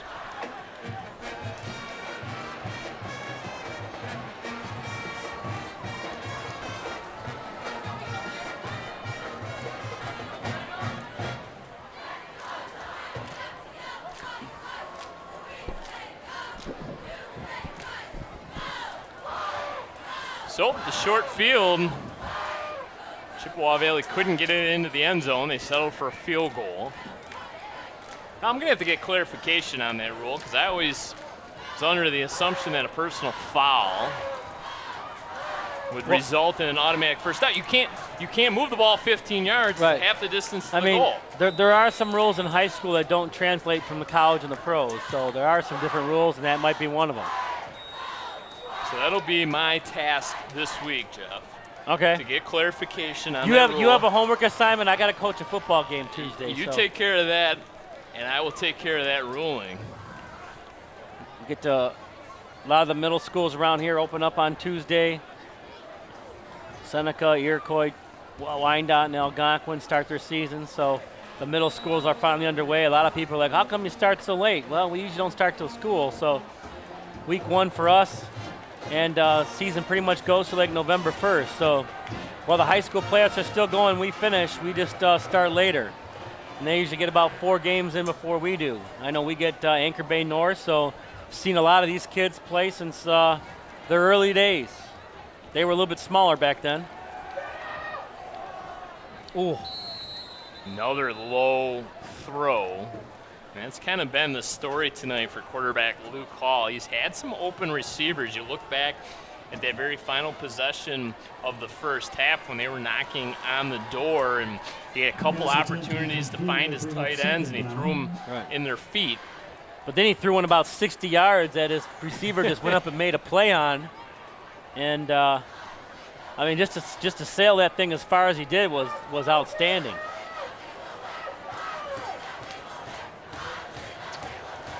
Hall looking at the very top of the formation. Oh, nice it break. Out. Keininger on the far side. Another late flag comes in. Boy, oh boy. Things are really starting to escalate in terms of some of the chippy play after the whistle. It's hard to tell if he was stepped out of bounds because we can't see that far up, but maybe led with his helmet. Good crowd on that far side traveling over from Anchor Bay. Yeah. And give the student section credit. They, too, wearing a lot of purple on that far side. Student sections, I'm going to give you a hint. Don't chant you can't do that when your team's down 34-7. It just doesn't make you look very good. So this will result in a first down. Yeah, it might have been a helmet shot. Everyone over on the Anchor Bay sideline, you can saw, just jumped right up. So they knew it right away. There was no hesitation in the flag. So after the penalty, the ball Anchor Bay gets a gift, gets a fresh set of downs. It'll be first down and 10 for the Tars. Tars break their huddle. Isaiah Domi, the man in motion. There's that 2 motion look. Quarterback lead. Little read option play. Picks up a couple. Yeah, nice play on first down. Got about 3 or 4 there. Something we haven't seen tonight, that quarterback lead. And you might be wondering, again, how are they allowed to put 2 people in motion? Well, when they go in motion like that, as long as you set yourself for a second, you know, it's not like running someone in motion on the snap. When you reset yourself, it's just changing a formation, and that's why it's not a penalty. Little football 101 there for some of our fans. Getting that clarification. Good to know. Little X's and O's via Jeff Vitale. Oh, he kind of fumbled the ball. Oh, he's going to get slammed. This might be another penalty. Yeah, oh yeah. Yeah, you can't pick a guy up and belly to back suplex him. That's against the rules in high school football. And that almost happened in the first half with the Big Reds. As the Big Red running back almost got belly to back suplex, but he kind of fell forward and the referees didn't throw the flags. And that is why the flags go flying there. So this will be the 15-yard variety.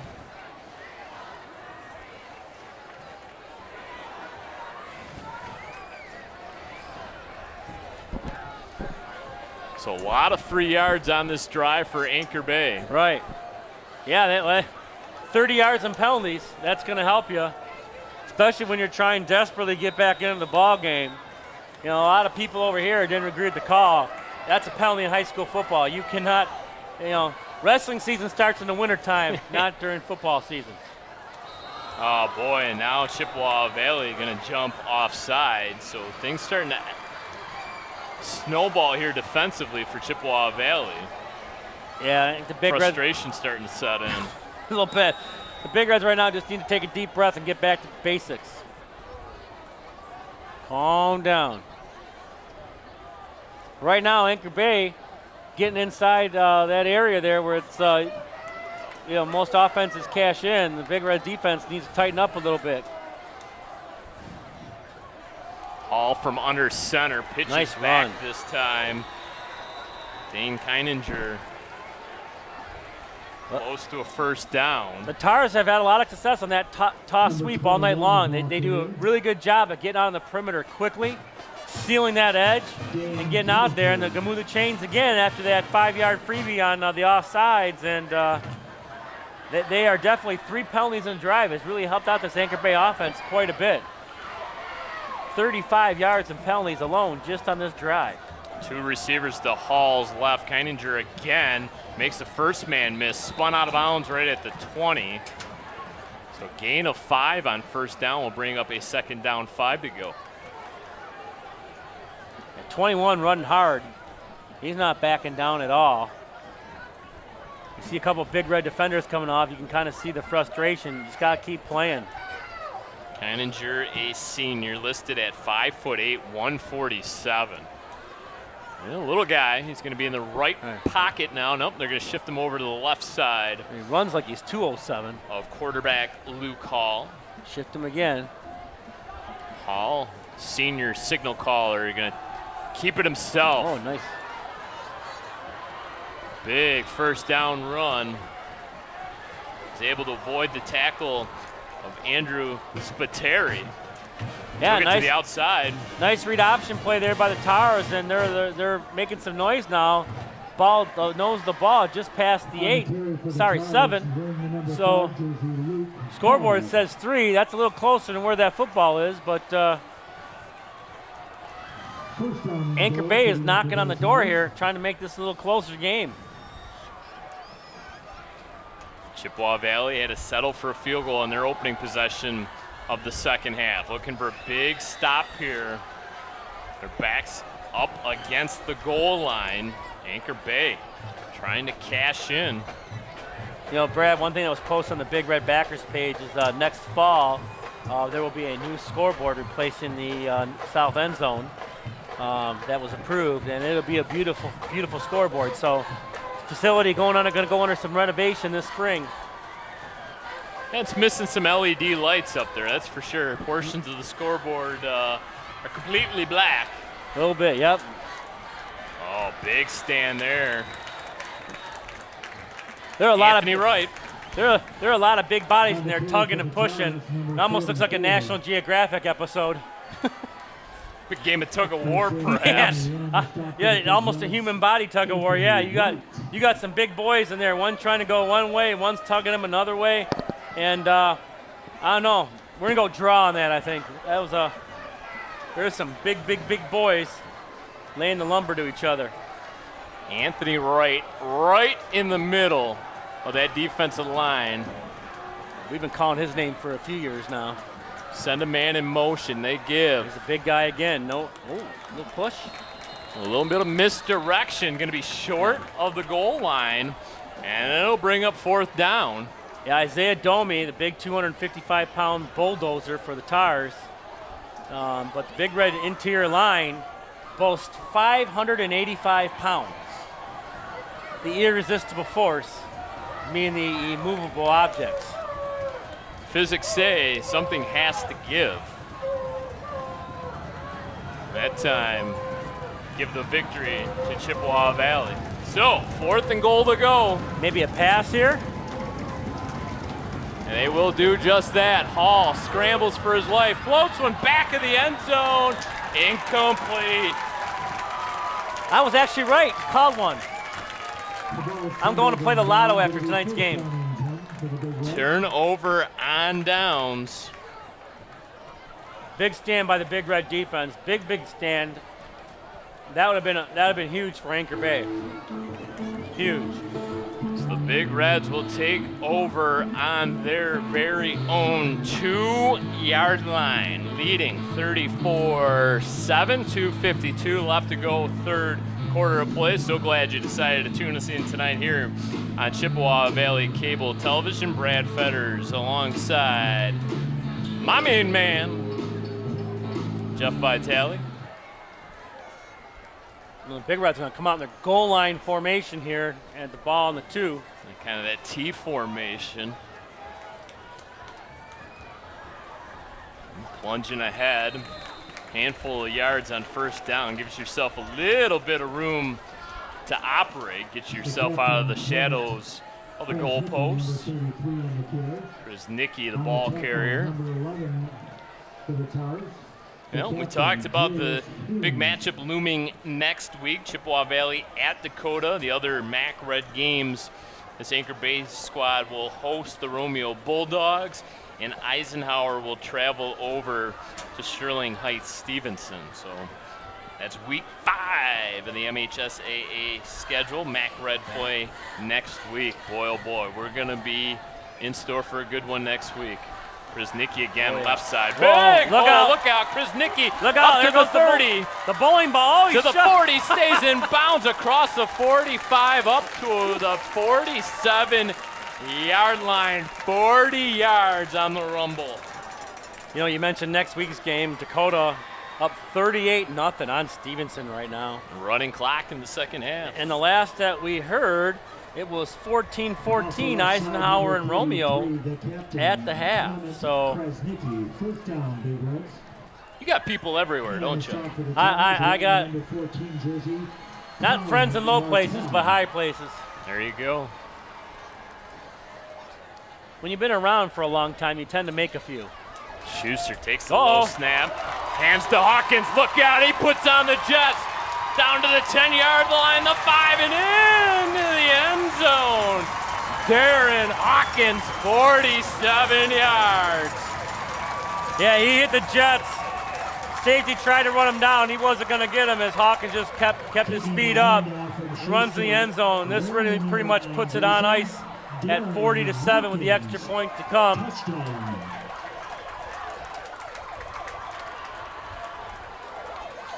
What a run. That offensive line just getting it done, leaving huge holes for these Big Red running backs to hit. Check that, 53 yards. They were on their own 47, so give them 6 more yards, 53 yards on the run. I'm waiting for 11th man to come in here on the extra point. Big Reds are going to have to call a timeout. Well, you wonder. Basic, I wouldn't mind backing up 5 yards, back them up 10 yards. The way I'm at basic kicks.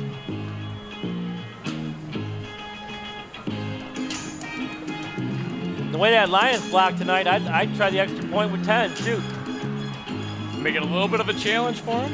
I mean, this offensive line just opened up some huge holes. And, you know, we know the Big Reds can pass the ball, but Krasnicki and Hawkins have just been the beneficiaries, and even Shaw at times too. Just some great holes. They can hit it and go. And when your offense is rolling like the Big Reds right now, it really allows your defense just to tee off, and that's what they've done.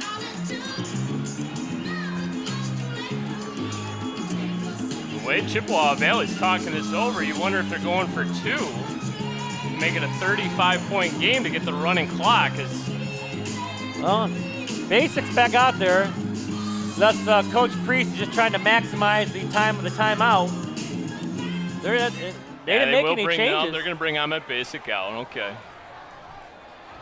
What if they run a little fake over the shoulder and he runs around the ends and scores? A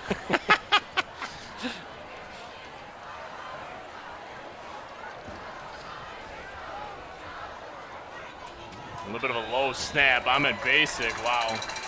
I'm telling you, the ball And goes now off a the late stool. flag came in. Yeah, there was a couple guys that dove at the feet. Where the flag is right back by the kicker, too. Yeah, the only reason I mentioned going possibly for 2 is to get that 35-point advantage for a running clock, and it's going to be a running into the kicker call. And it'll be enforced on the kickoff. So he kicks it from the 45, so it goes 5 yards further deeper in the end zone than where it normally goes. Who knows, maybe from the 45, he might be able to put it through the uprights. So it'd be 55 to the goal line plus another 10. So you're looking at about a 65-yard kick. Get it through the uprights.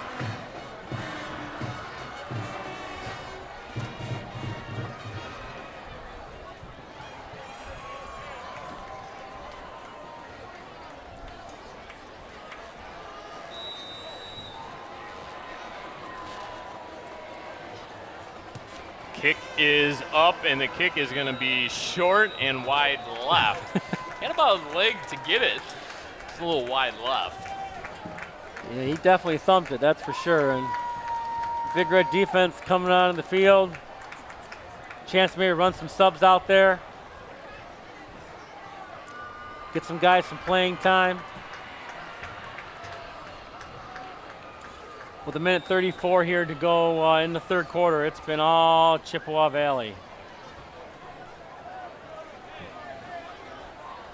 Really getting into the heart and meat of this Chippewa Valley schedule now. Next week, obviously, Dakota. And you still got Stevenson and Romeo looming, so you look and go, hey, where's the easy part of the schedule of December? Warren Mott, who made the move down into the MAC Oh, blue. oh, you just really got to feel, I mean, Hall put that one right in the money, hit the kid right in the chest, and young fellas, that's why you catch the ball with your hands. You learn to catch the ball with your hands, because the minute it hits that breastplate, that ball popped out. He put that ball on the money, probably 4 yards beyond the marker there, but becomes 2nd and 10 because the pass was dropped. Darren Hawkins coming out of the football game. Cameron Frazier, though, still in the middle of that Chippewa Valley defense. Had the pick 6 a week ago. Minute 29 left to go, third quarter of play. All Big Reds, 41-7. Yeah, the Eisenhower quarterback hit him right in the chest. It was a great throw. And now Anchor Bay will use one of their 3 timeouts. Yeah, I mean, if you're Anchor Bay right now, you know, it's going to be tough to make up 34 points in basically 13 minutes and 29 seconds. You're just trying to end the game on a good note, get some momentum forward, because, yeah, you're 0-2 in the in MAC Rev play, but you still have Eisenhower coming up, you have Romeo coming up, and you have Stevenson coming up. So you can't rush. There's a chance you can still finish 3-2 in the league. Chippewa was a game out of first last year at 3-2 in the league with Dakota when Romeo and Stevenson finished 4-1. So anything's possible any given Friday. Never know. Be back home next week to take on Romeo before finishing with 2 road games to wrap up MAC Red play at Eisenhower and at Sterling Heights Stevenson. Luke Hall checks down Shornack. Drew Shornack. Ty Shornack on the roster as well. Ty wears number 3, one of the captains for Anchor Bay. Drew wears 20 in white. Hall, little hurry up, goes back to Drew Shornack. Terrific coverage. Great coverage. Batted down first with the ball before that arm came around the hip. That's just textbook right there. Coach Wilson, you know, obviously does a great job with the DBs. Was a heck of a defensive back in his day, playing at Clintondale. It was Farad Graham, middle linebacker in coverage. 5 wide receiver look now. Hall out quickly. Pass caught. Luke McCollum. Pass completed for a 6-yard gain. Once again on the receiving end, number 18. Up to the 40-yard line. And you just see the impressive scores going up, and you can't help but not get excited for next week. I can even just tell you, kids in the middle school is already talking about it. Like, everyone's got this game highlighted and bolded on their calendar. And if you're going to Macomb, Dakota next week, you better get there early. High snap. Hall able to bring it down. Nice Design run. QB draw. Kid's got some wheels. Across the 45 up to the 47-yard line. The last Anchor Bay drive stalled out at the 2-yard line. And, and since the half, too, Brad, as they scored right at the half there, is they've been moving the ball. They just haven't been able to cash in. Shornack again. Heavy doses of Drew Shornack. Anchor Bay, time for probably one more offensive snap here. Yeah, Coach, he got that play in pretty quick, trying to get one more off here before the quarter ends. Gonna have to hurry now all of a sudden. Under 2 seconds, they do get it off. Hall looks deep. Gonna take a shot to Colin Martell, one of his favorite wide receivers. Martell's got the touchdown all the way down to the 10. Yeah, he had broken away from his defender. There was no one there, and he had all kinds of real estate in front of him until he got caught at the 10. And to start in the fourth quarter, Anchor Bay is going to be knocking on the Big Red's door again. Take one final break here on Chippewa Valley Cable Television. Start of the fourth quarter of play coming up next. Let's clear the smoke about marijuana. Marijuana and teens, what research tells us. Did you know that marijuana can negatively affect a teen's ability to learn? A teen who uses is 4 times more likely to report D grades. A teen that uses marijuana is 2 times more likely to drop out of school. Marijuana is not safe. Marijuana is not safe for our kids. Mobilizing Michigan, protecting our kids from marijuana. Welcome back to the Valley, Chippewa Valley, fourth quarter of play. Big Reds in front, 41-7, a 33-yard Ahmet Basic field goal, and a long touchdown run by Darren Hawkins, the scoring in the third quarter. But it's the Anchor Bay Tars knocking on the door at the Chippewa Valley 10-yard line. First and goal to go. They fake the handoff. Hall rolls out to his right and once again throws it into the feet of Colin Martell.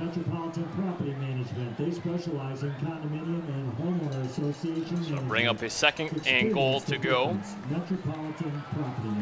Yeah, he's just struggled a few times tonight, hitting guys in the feet. They've been open, and sometimes Hall just hasn't been able to get it there, and a couple of times he's got it there, it's bounced off their hands.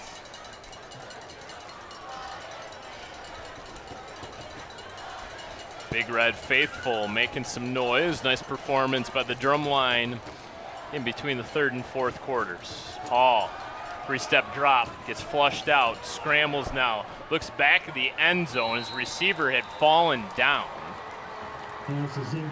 I'll tell you what, I'm going to give some props here to Matthew Grauberg. He did a great job of staying on his block as that allowed Hall to roll out there and find him. He just had no one to go to after his receiver fell down. But 61 there did a nice job of not letting his quarterback get sacked as he rode out that defensive lineman and allowed him to kind of break the pocket. So nice job of pass blocking right there by number 61 in white. Dane Keininger in the intended wide receiver. Got to give those offensive linemen some love every once in a while. They go unnoticed unless they're making mistakes. And they are beat up and bruised after every game. Yeah, they deserve a lot of love.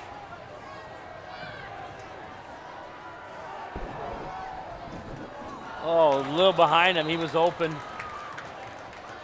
In and out of the hands of Isaiah Domi. Big bruising tailback. He is a big boy. Kind of hard to miss that target. An offensive line coach at Warren Mott, back when I wrote for the student newspaper, by the name of Scott Wooster, went on to coach the offensive lines at Wayne State University and is now at Grand Valley State University. And he said offensive linemen are a lot like mushrooms. You leave them in a dark place over a period of time, and they kind of just flourish and grow. And I thought that was a very unique way of relating to kind of a nasty, dirty fungi in relation to an offensive lineman. I can honestly say, touchdown, that I've never heard that analogy before, Brad. This Anchor Bay goes in untouched. Yeah, Hall does a nice job of weaving through the defense after everyone seemed to be covered. He just tucked it and ran to the end zone here for a touchdown. And just a little bit of a point of pride here for the Towers as they get on the board, 41-14 here with 11:41 to go. And pretty sure you're going to see the Big Red second unit on offense coming out. Anchor Bay needing something to go right, and it does here. They add on the extra point, 41-14 now with 11:41 left to go. Yeah, very nice drive. They stayed with it, got a touchdown on the board. Give them some things to work with going forward. It is still a young season. You know, next week will be just past the halfway point of the 9-game regular season. And high school football is getting warmed up here in the state of Michigan. A lot of great games around. Obviously, you got the big Detroit King Cass Tech showdown in the city. Those two teams do not like each other. Belleville, still the #1 ranked team in the state. Yeah, they built a really nice program over there. I know that was a team that the Big Reds knocked off in 2018 in the semifinals to get to Ford Field. And I remember them hitting the field and just looking at the size of all those guys and the talent level they had. And to win that game was obviously, very big for Chippewa, as they would, 2 weeks later win a state championship. So a week later, I'm sorry. Belleville knocking off Sterling Heights Stevenson in the state semifinals last season, as Stevenson was one of the area teams that made it the farthest in the MHSA playoffs. Stevenson alum at the starting right guard at the University of Michigan. Yep. El Hadi. Yep. Well, he's a big boy. There's a lot of big boys in that offensive line, and University, all of them really. It's amazing. It just amazed me, the size of those guys and how fast they move and how agile they are. And now it's kind of trickled its way down to even the high school levels. You see how big some of these kids are and how well they move. And I mean, it's just a testament to the diets and the way the food is out there and the training and exercise science kind of taking the next level, so to speak. DeBucci and Hurd deep for Chippewa Valley. My money is it's going to go more toward Evan than Shamar. One would bet. And a little bit of a onside attempt, and they got it. Whoa, what a play. Aiden Demick comes down with it. We got a hurt player.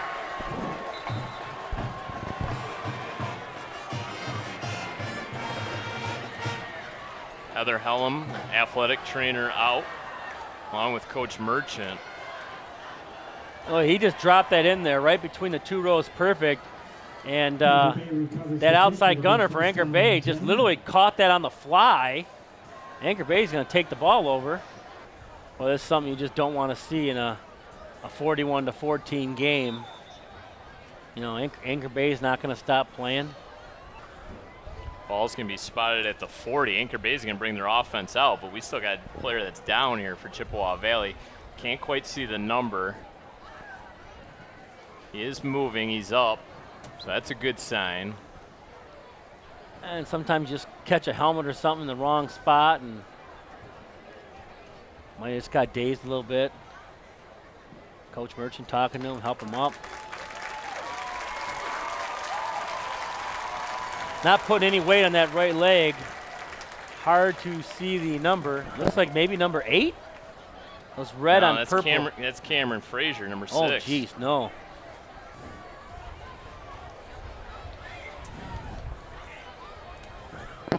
Defensive captain. That's the last guy you want to lose going into Dakota. That is for sure. And they're already without Captain Kalen Shaw as well.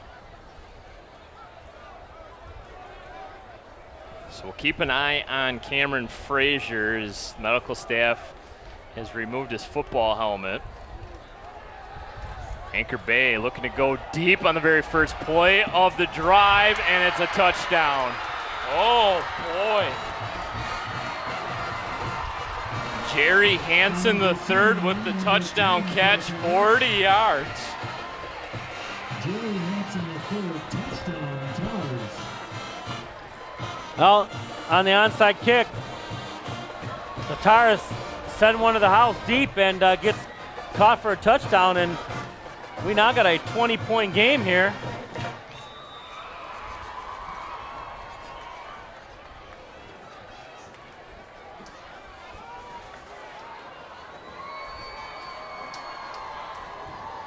High snap, they get it down, the kick is through. Don't look now, 11:34 remaining, 41-21. Back-to-back touchdowns for Anchor Bay as they go for the home run ball on the opening play of the drive after recovering the onside kick. As they're tending Cameron Frazier's right leg. Well, I'm going to go on a limb here and think you might see the first offense back out here. Now it's a 20-point game. There's a lot of time to go.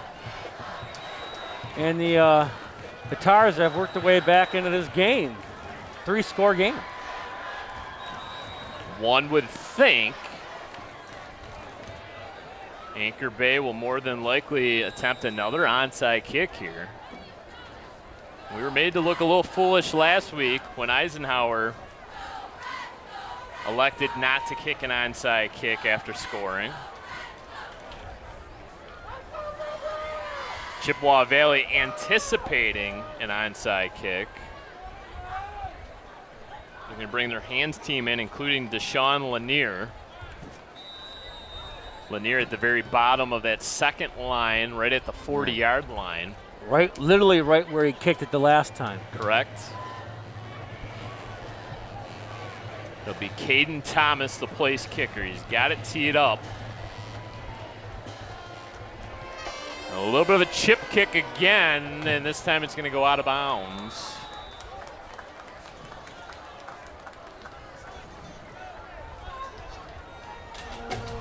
So legal kick out of bounds.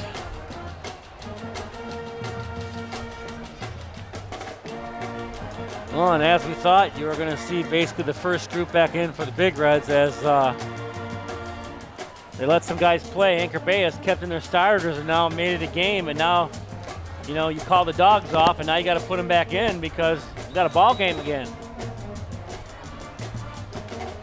Schuster and Krasnicki in the backfield for the Big Reds, and they would love nothing more to repeat one of those long 10-minute drives here. Krasnicki bounces it back up the middle, picks up a handful of yards.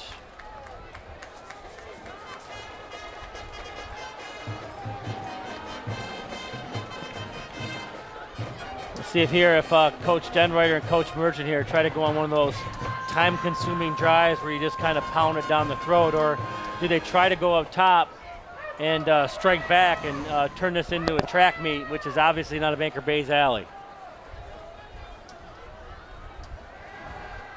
Oh boy. And instead they're going to go deep into double coverage. Was looking for Lanier. All kinds of people huddled around Cameron Frazier right now, checking in on the 5'11", 210-pound linebacker. Yeah, as he would, drawing quite a bit of interest down there. Hopefully just kind of some kind of a stinger. You definitely don't want to lose him, or boy, oh boy, this could be. Correction, third down. He's number 6 is very tough to replace.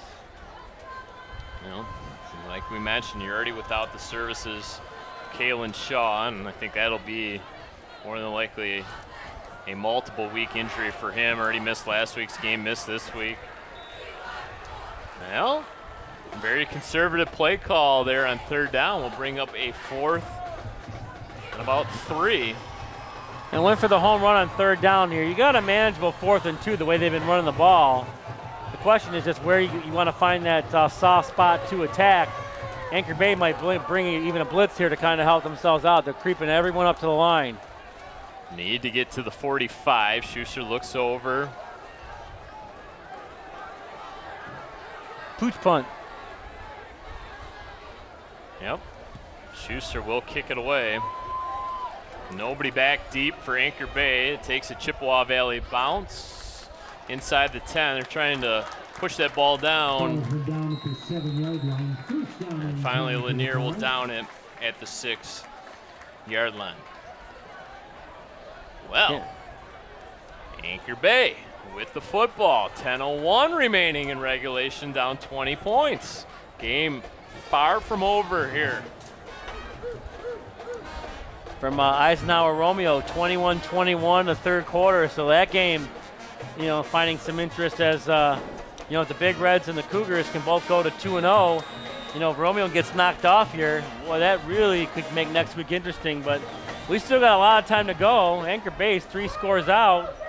And now you got the entire defense back in again. And obviously having to replace Frazier, losing him. Next man up, as they are still looking at him down on the sidelines. Got his shoulder pads off, and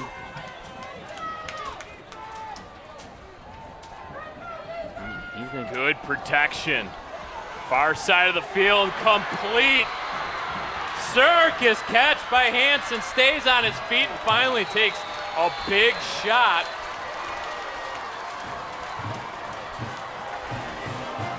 Boy, they are just letting it fly right now. And Anchor Bay has really come to life here late in this ball game. 50-yard play. Anchor Bay has not shied away from going to the air on first down after these change of possessions. They cashed it in for a touchdown on the last drive, and this time 50 yards. Ball batted down right at the line of scrimmage. And the way they're throwing the ball, why not go empty? Although Love batted that one down. Just keep throwing the home run ball. That's what's worked for you so far. That's got you back in this game. Is just trying to stand in the middle of the ring and just throw haymakers.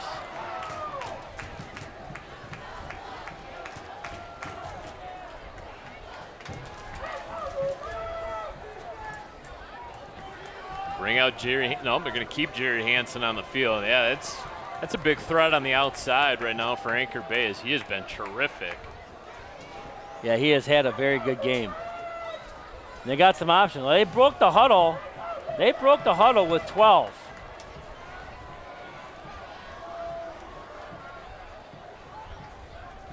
Hansen at the very top of the formation, looking that way again. Hansen camps under it.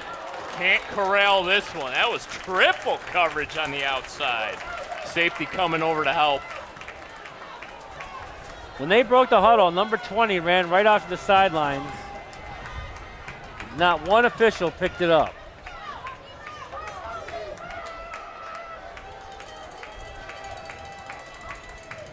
Pass attempt broken up by number 20 of the Big Reds. Brings up a 3rd and 10. Hansen was unable to bring down that last throw. Big Red faithful starting to make some noise. This game has become a lot more stressful than most of the folks in attendance thought it would be. Big Reds raced out to an early 41-7 lead, but it's been 14 straight points by Anchor Bay as they've worked themselves back into this football game. Hall brings his man over in motion. Kenninger, Hall gonna keep it on the QB sneak and brought down hard from behind, and we're gonna get a flag. Wow!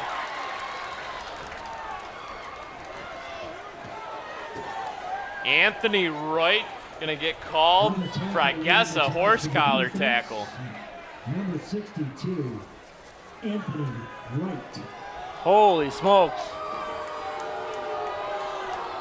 Coach Merchant's a little frustrated right now. The officiating has definitely been inconsistent tonight both ways.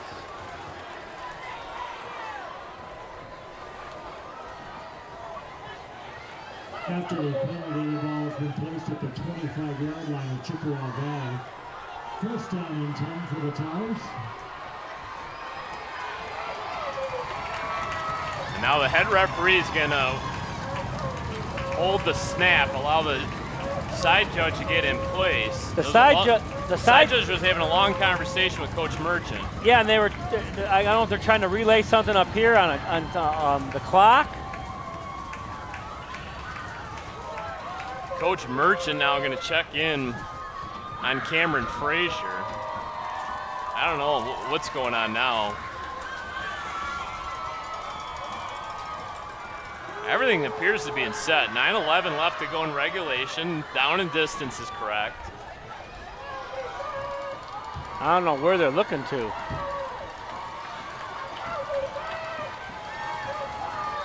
I don't know, Jeff. Well, they're gonna add time onto the 9 clock. seconds. Okay, they put 9 seconds up on the clock. Ooh. That was very close to not being a forward pass. Yeah, very close. Another Big Red loses their helmet. And For number 14.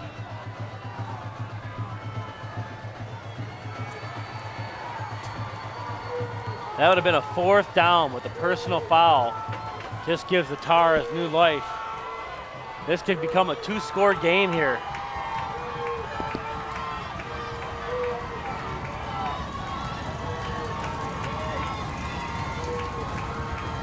Hall knocked down, batted down, nearly intercepted. 18. Anthony Barron. Anthony Wright, the nearest defender to that football.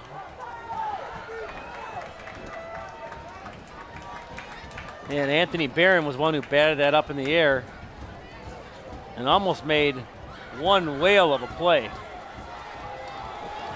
Chris Nicky trying to get the Big Red faithful on their feet here. 3rd and 10. Urging them on, trying to make some noise. Big moment in this football game. Anchor Bay trying to make it 2-possession game. They break the huddle. Luke Hall in the shotgun. 2 receivers to his left. 1 at the very bottom of the formation. Low snap, able to bring it up. Fires a pass into the end zone, in and out of the reach of his tended wide receiver. Was looking to connect that time with Colin Martell. Yeah, that inside receiver ran a wheel route while the other 2 kind of slanted in and trying to rub someone off, and now it's 4th and 10, and obviously the Tars are going to go for it. A field goal here does nothing. So you got to go here and try to convert, get something past the sticks. They got to get past the 15-yard line. 4th and 10. Play of the game so far. 9:03 remaining in regulation. This Tar squad has refused to go away tonight. Trailed by as much as 34 points. Back-to-back touchdowns. Hall rolls out to his left. Got a receiver there. Corral. Stayed up. Getting some yak into the end zone. Touchdown, Anchor Bay. Jerry Hansen III. 94-yard scoring drive. The last 25 on the completion by Luke Hall to Jerry Hansen III. Hansen's 2nd touchdown of the night.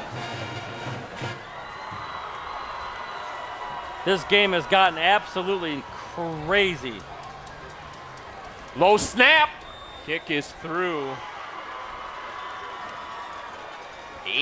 8:54 left to go. Chippewa Valley 41. The Anchor Bay Tars 28. 3 straight touchdowns now for Anchor Bay as they have worked themselves back into this football game. the energy on this near side absolutely deflated when the Tars recovered that onside kick. And then to see their captain, Cameron Frazier, go down with an injury. And Jeff, they have his right leg heavily bandaged, and they are also bringing over crutches. Yeah, not a good sign. Obviously, you don't want to put any weight on it, but we just hope that Cameron is okay. And obviously, his status for next week we don't know yet, but definitely, at the time of the injury, the game right at the point was 41-14, and boy, is this thing just 180.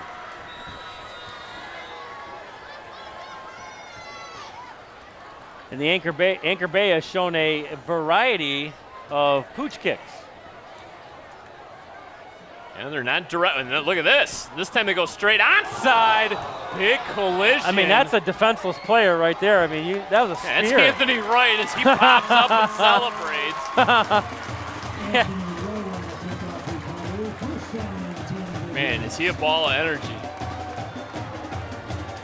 Anthony Wright, only a junior.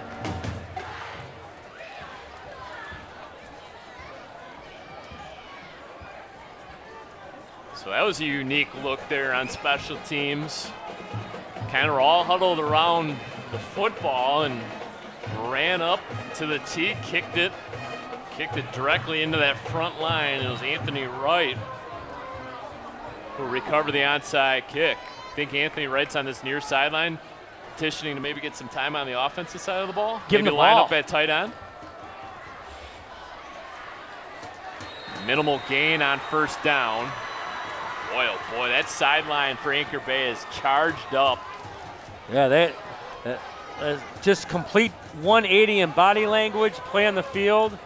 And this game is literally just tilted on speechless. I mean, it's two different teams.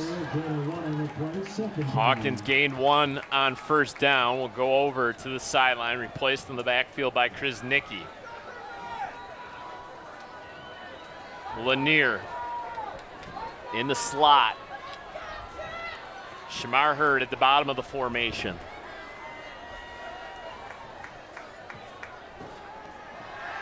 They're going to pass, and then we're going to get a quarterback sack.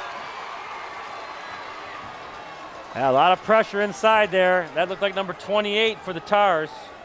Joey Brown, number 88, in there as well. Sean Stout. Now a 3rd and 11 for the Big Reds, and they can't get the first down here and have to punt. I mean, it is a 2-score game. A little surprised that they elected to pass there on second down. Yeah, no. I mean, you only got one there trying to get something back, but the pocket just collapsed so fast. Pass batted down at the line of scrimmage. Isaiah Domi, we've called his name throughout this football game, was the Tar defender that batted it down. And Chippewa Valley will have to punt this football away. Boy, 3 and out for the Big Reds.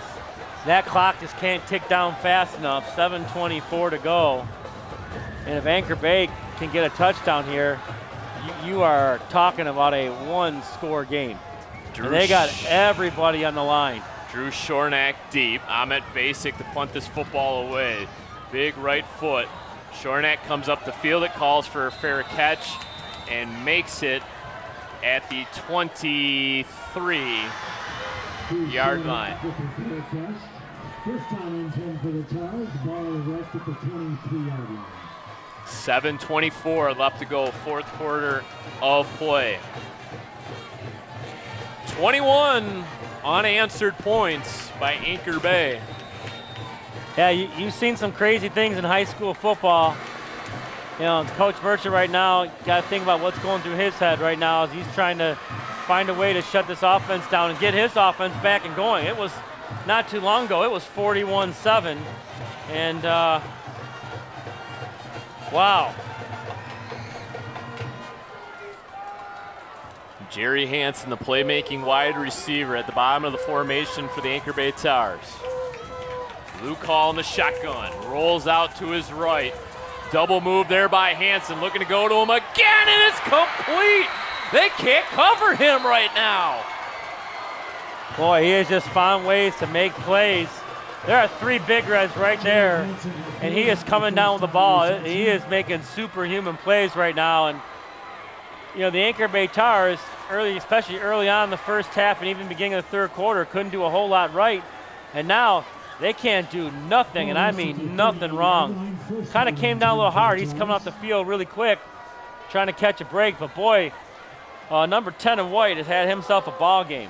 39 yards on first down, and Anchor Bay has absolutely thrown the ball deep seemingly on every opening play of their offensive possessions. They're going to send a man in motion. That's Kenninger, the running back. Hall's going to keep it on the design QB keep, and he's going to get up to about the 32-yard line. 6-yard gain on first down. Clock runs down to 7:05 now. The ball carrier, gain of 6 on the play, 2nd down. Ball has been placed at the And there are, 52 on the Big Red side, you can just look around, there are a lot of concern and quiet faces just in total shock and disbelief right now.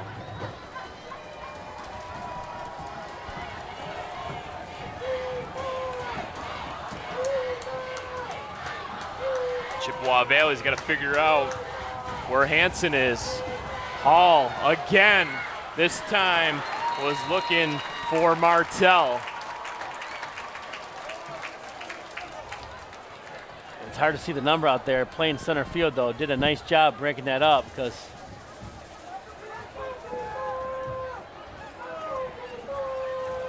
gave Hansen a little bit of a break on that far sideline. He's back in. He wears 10 and white. He has been options 1, 2, and 3 offensively for Anchor Bay as he has been all over the football field. Boy, this has just been something. Hansen at the very top of the formation. Martell in the slot. Hall going to keep it himself. Goes to the right-hand side. Stays on his feet. Don't think he had enough for the first down. Needed to get it to the 28. He's going to be 2 yards short. They're going to spot him out of bounds. Almost like At a the 29. He's going to be a yard short, Jeff. And gave him quite a favorable spot. Yeah, but I thought he was it's hard back with in all the the bodies right here, though. It's hard to tell where he stepped out of bounds.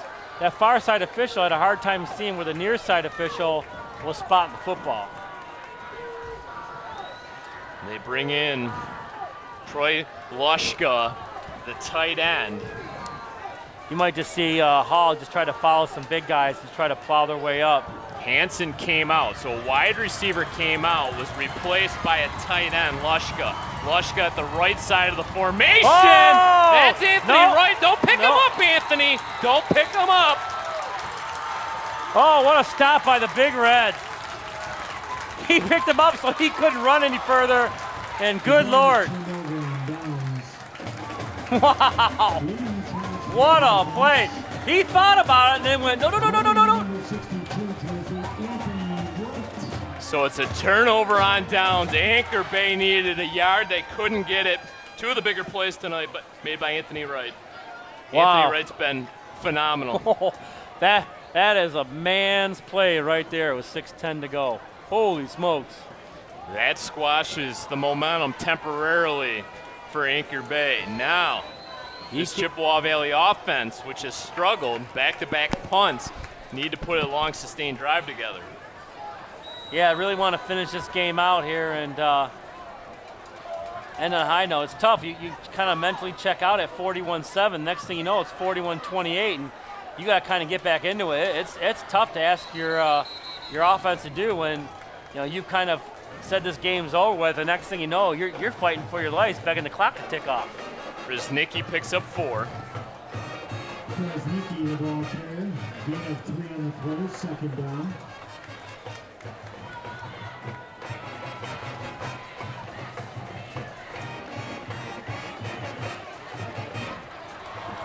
Other games tonight, Notre Dame Prep beating Detroit Loyola 34-20.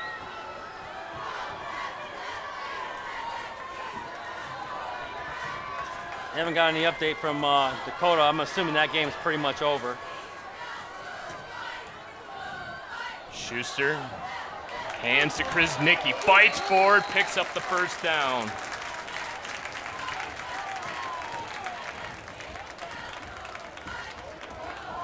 Boy, can't understate what Krasnicki does for this offense, and now shakes off the sub. Chippewa Valley sidelines wanted to replace Krasnicki, and he said, no, I want to stay out here. Not to mention the defense, too. I mean, yeah, that linebacking position. I'd be feeding 33, and let's ride his back right now, because they have not been able to tackle him all night long. The heart and soul, really, of this team. And that's who they give to. Geez. Boy, oh boy. That was absolutely blown up. Isaiah Domi. And now Krasnicki's got to come out of this football game. He came flying through there and just laid a boom, center mass.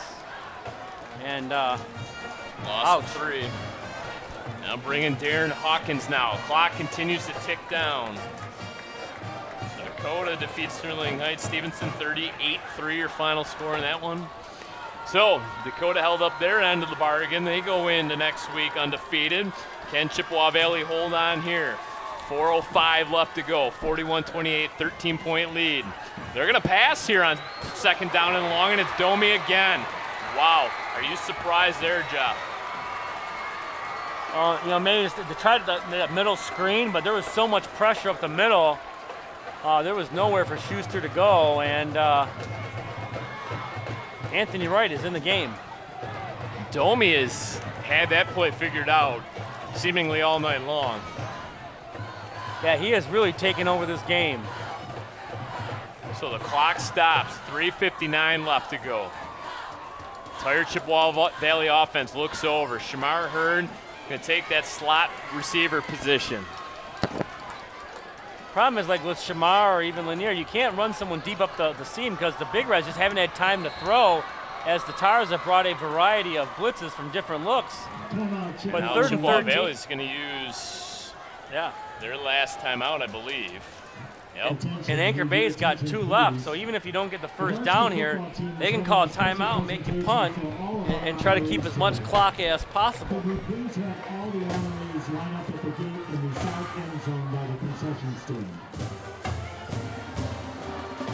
So, 3rd and 13, the line to gain will be the Anchor Bay 46.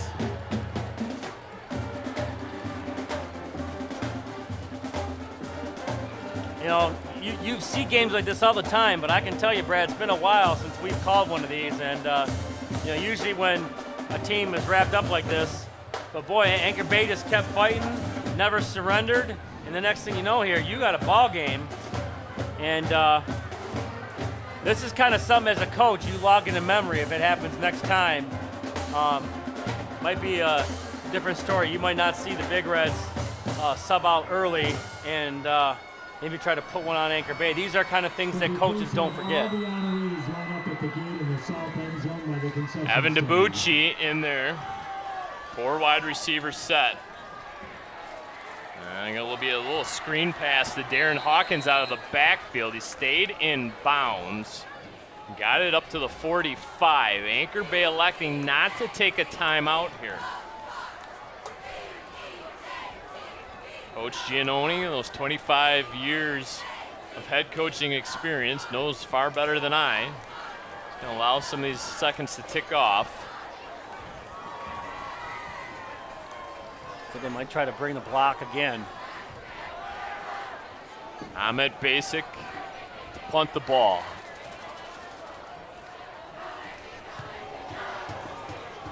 He thumped it. Drew Shornack comes up to field it.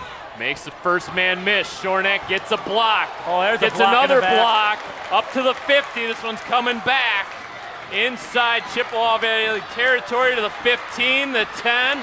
Still on his feet. Another flag down to the 5. There's 75 flags on the field. And this is going to take a while to sort out. Well, really easy. Go to the one at 38, 37. They have a block in the back. And you knew it was coming back, so at the end there, you could just see the Big Red defender just teed off on Shornack. This game is absolutely nuts. Your attention, please. Absolutely The varsity bonkers. football team is having a special presentation for all of our honorees tonight. Could we please have all the honorees line up at the gate in the south end zone by the concession stand? Krasnicki kind of slow to join the rest of his teammates, and I think he's just absolutely winded at this point. Oh man, yeah, this has been crazy. So they decline the holding penalty, they decline the personal foul. That one's declined. Three fouls are declined. That one's going to count. Blindside block. Decline 7 penalties, take the 8th, which was the first one. Did you catch all that? Well, there we go. Here's the official announcement. Okay. Personal foul, blindside block. Man, referees might have to ice their shoulders after the game, all the throwing. They've had a lot of sore rotator cuffs. So, when everything's said and done, the ball will be spotted at the 22. 2:58 to go, 13-point game. What other crazy stuff can we see right now? Because, good Lord, expect the unexpected right now.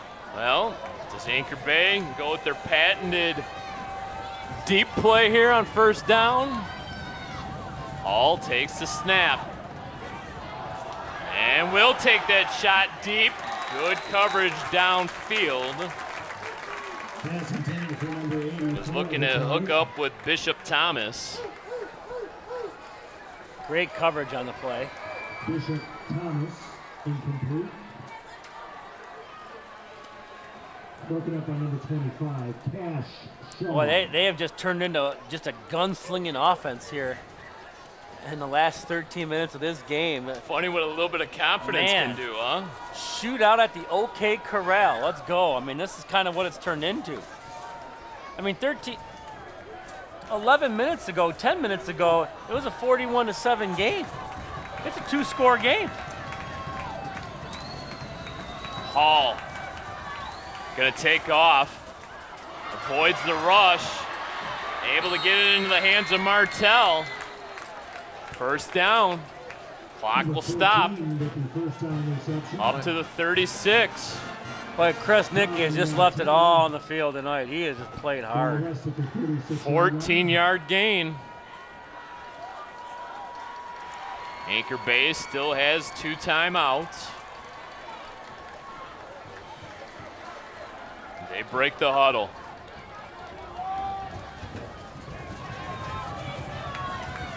Hanson and Martell to Hall's left. He looks that way. Hall throws, incomplete. Pass intended for Hanson. Hanson, the number 1 option right now for quarterback Luke Hall. I can't see the big red number on the far side of the field, but that was an amazing pass breakup. 7 minutes to go. Eisenhower up 35-21 on Romeo. Wow. So, potential next week for one of our teams to be in the driver's seat. Dakota's in the clubhouse with a 38-3 win. Yep, especially with the injuries to Chippewa Valley and the fact that they are playing late into the night here. They got themselves a very pesky Anchor Bay squad. Pass deflected, it's up in the air, it's intercepted! It is intercepted!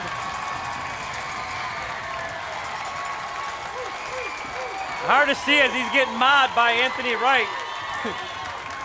Is that Devonta Love with the interception? I think it is.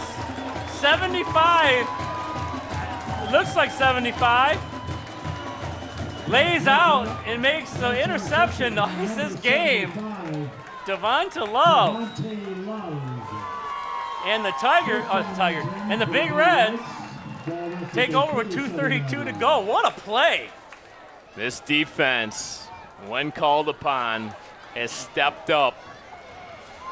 Somebody in the middle there got their hand on the ball, and that ball just shot straight up in the air. And there were only 2 people closest to the ball. Both were Big Red defenders, Brad. So Love comes away with the interception. Anthony Wright has come down with an onside kick. He's also deflected a pass. And now Anchor Bay will use one of their 2 final timeouts to stop the clock with 2:22. And boy, oh boy, it looks like Chippewa Valley will survive and advance here tonight. And this game's got to get over soon, Brad. It's past my bedtime. We are approaching the 10 o'clock hour here. Man. Man, oh man.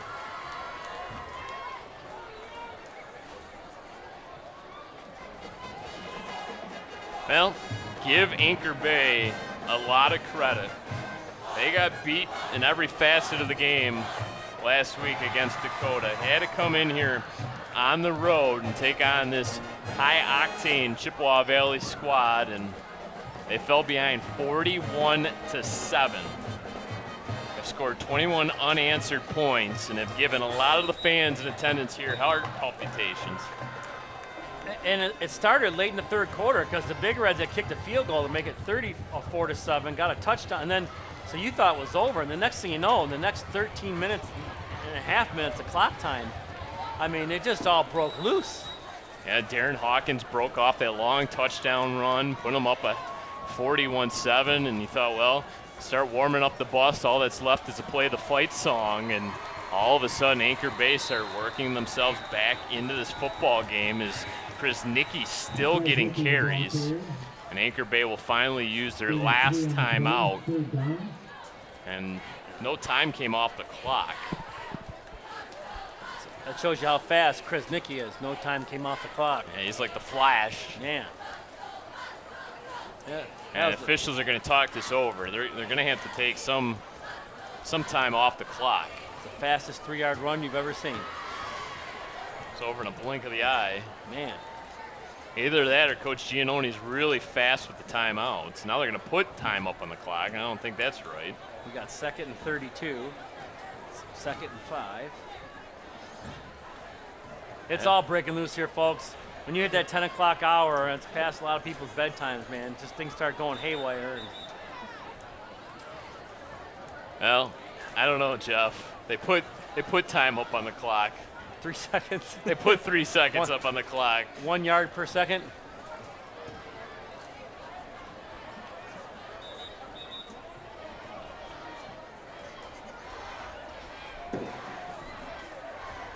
Holy Moses. Wasn't their last time out taking at 2:22? All right, well, 2:25 left to go in regulation. Brad, there's been a lot of things we haven't been able to answer tonight. There's Nicky. There it is. Gonna get it. Put his back on the defender and just move the pile. That's what senior captain does. Gets it down to the 24-yard line. Those feet never stop moving, and I can tell you this. And now the clock needs to roll, and finally. Chris Nicky going to sleep like a baby tonight. He's going to be tired. I'll tell you that right now. Coach is yelling up to the press box to get the clock going. Oh, boy. Trust me, the coaches want to go home just as bad. This has been the longest 7 minutes of their life when the score mate got to 41-28. This clock cannot tick fast enough. See a little bit of everything tonight, haven't we? As Chris Nicky gets bottled up in the backfield. Dome again. I mean, I'm exhausted. I can't even imagine how the players feel. You know, we hope Cameron Frazier's okay. I mean, he's down on the bench watching the game. You know, another guy who's kind of the heart and soul of this team, and if he's out for next week, obviously, you know, someone's going to have to step it up. Yep, next man up, right? Yep, looks like the Big Reds are going to go into the kneel down here. Well, you just hope for his sake and the sake of Chippewa Valley that he is okay and able to play next week, as Chippewa Valley will improve to 4-0, 2-0 in MAC Red play. Anchor Bay falls now to 500, 2-2, and 0-2 in MAC Red play. Yeah, take your hats off to the Tars. You know, it was 41-7. They were all but out. And boy, they just came out a slugging left and right haymakers. The next thing you know, the 2-score game. This is something they can take forward for the rest of the season. You know, if you're the Big Reds, lesson learned, 41-7, you kind of started playing some guys that the other team got back in the game. Make no mistake about it, they will be ready for next Friday night when the two teams that are in the top 10 in the state in the same district lock it up and go head-to-head. Credit Anchor Bay. They just did not give up tonight, and I think that's just Mike Giannone, right? The man in charge, the head coach of that Anchor Bay squad. His team was very resilient here tonight, did not quit. They will suffer a 41-28 loss as the Big Reds come away victors and set up a ginormous clash next week between two teams. They're a perfect 4-0 to start the season. Our two district rivals, Dakota and Chippewa Valley, meeting head-to-head next week right here on Chippewa Valley Cable Television. Jeff Vitale and myself will have that one, and I cannot wait to call it. Yeah, right now I'm going home, going to bed. I'm exhausted. Yeah, I can't wait to call it. I got to rest up during the week and get some sleep back, man. This was exhausting. Rest up those vocal cords too, Man, would you? I don't know what I'm gonna have left after Tuesday. I can't guarantee it, but I'll come ready to go. Hard-fought battle here tonight. Big Reds, victors. Once again, your final score, 41-28. Thank you so much for watching this Chippewa Valley Cable Television production. We will see you next time, next week, Friday night, under the lights at Dakota. Big Reds taking on the Cougars.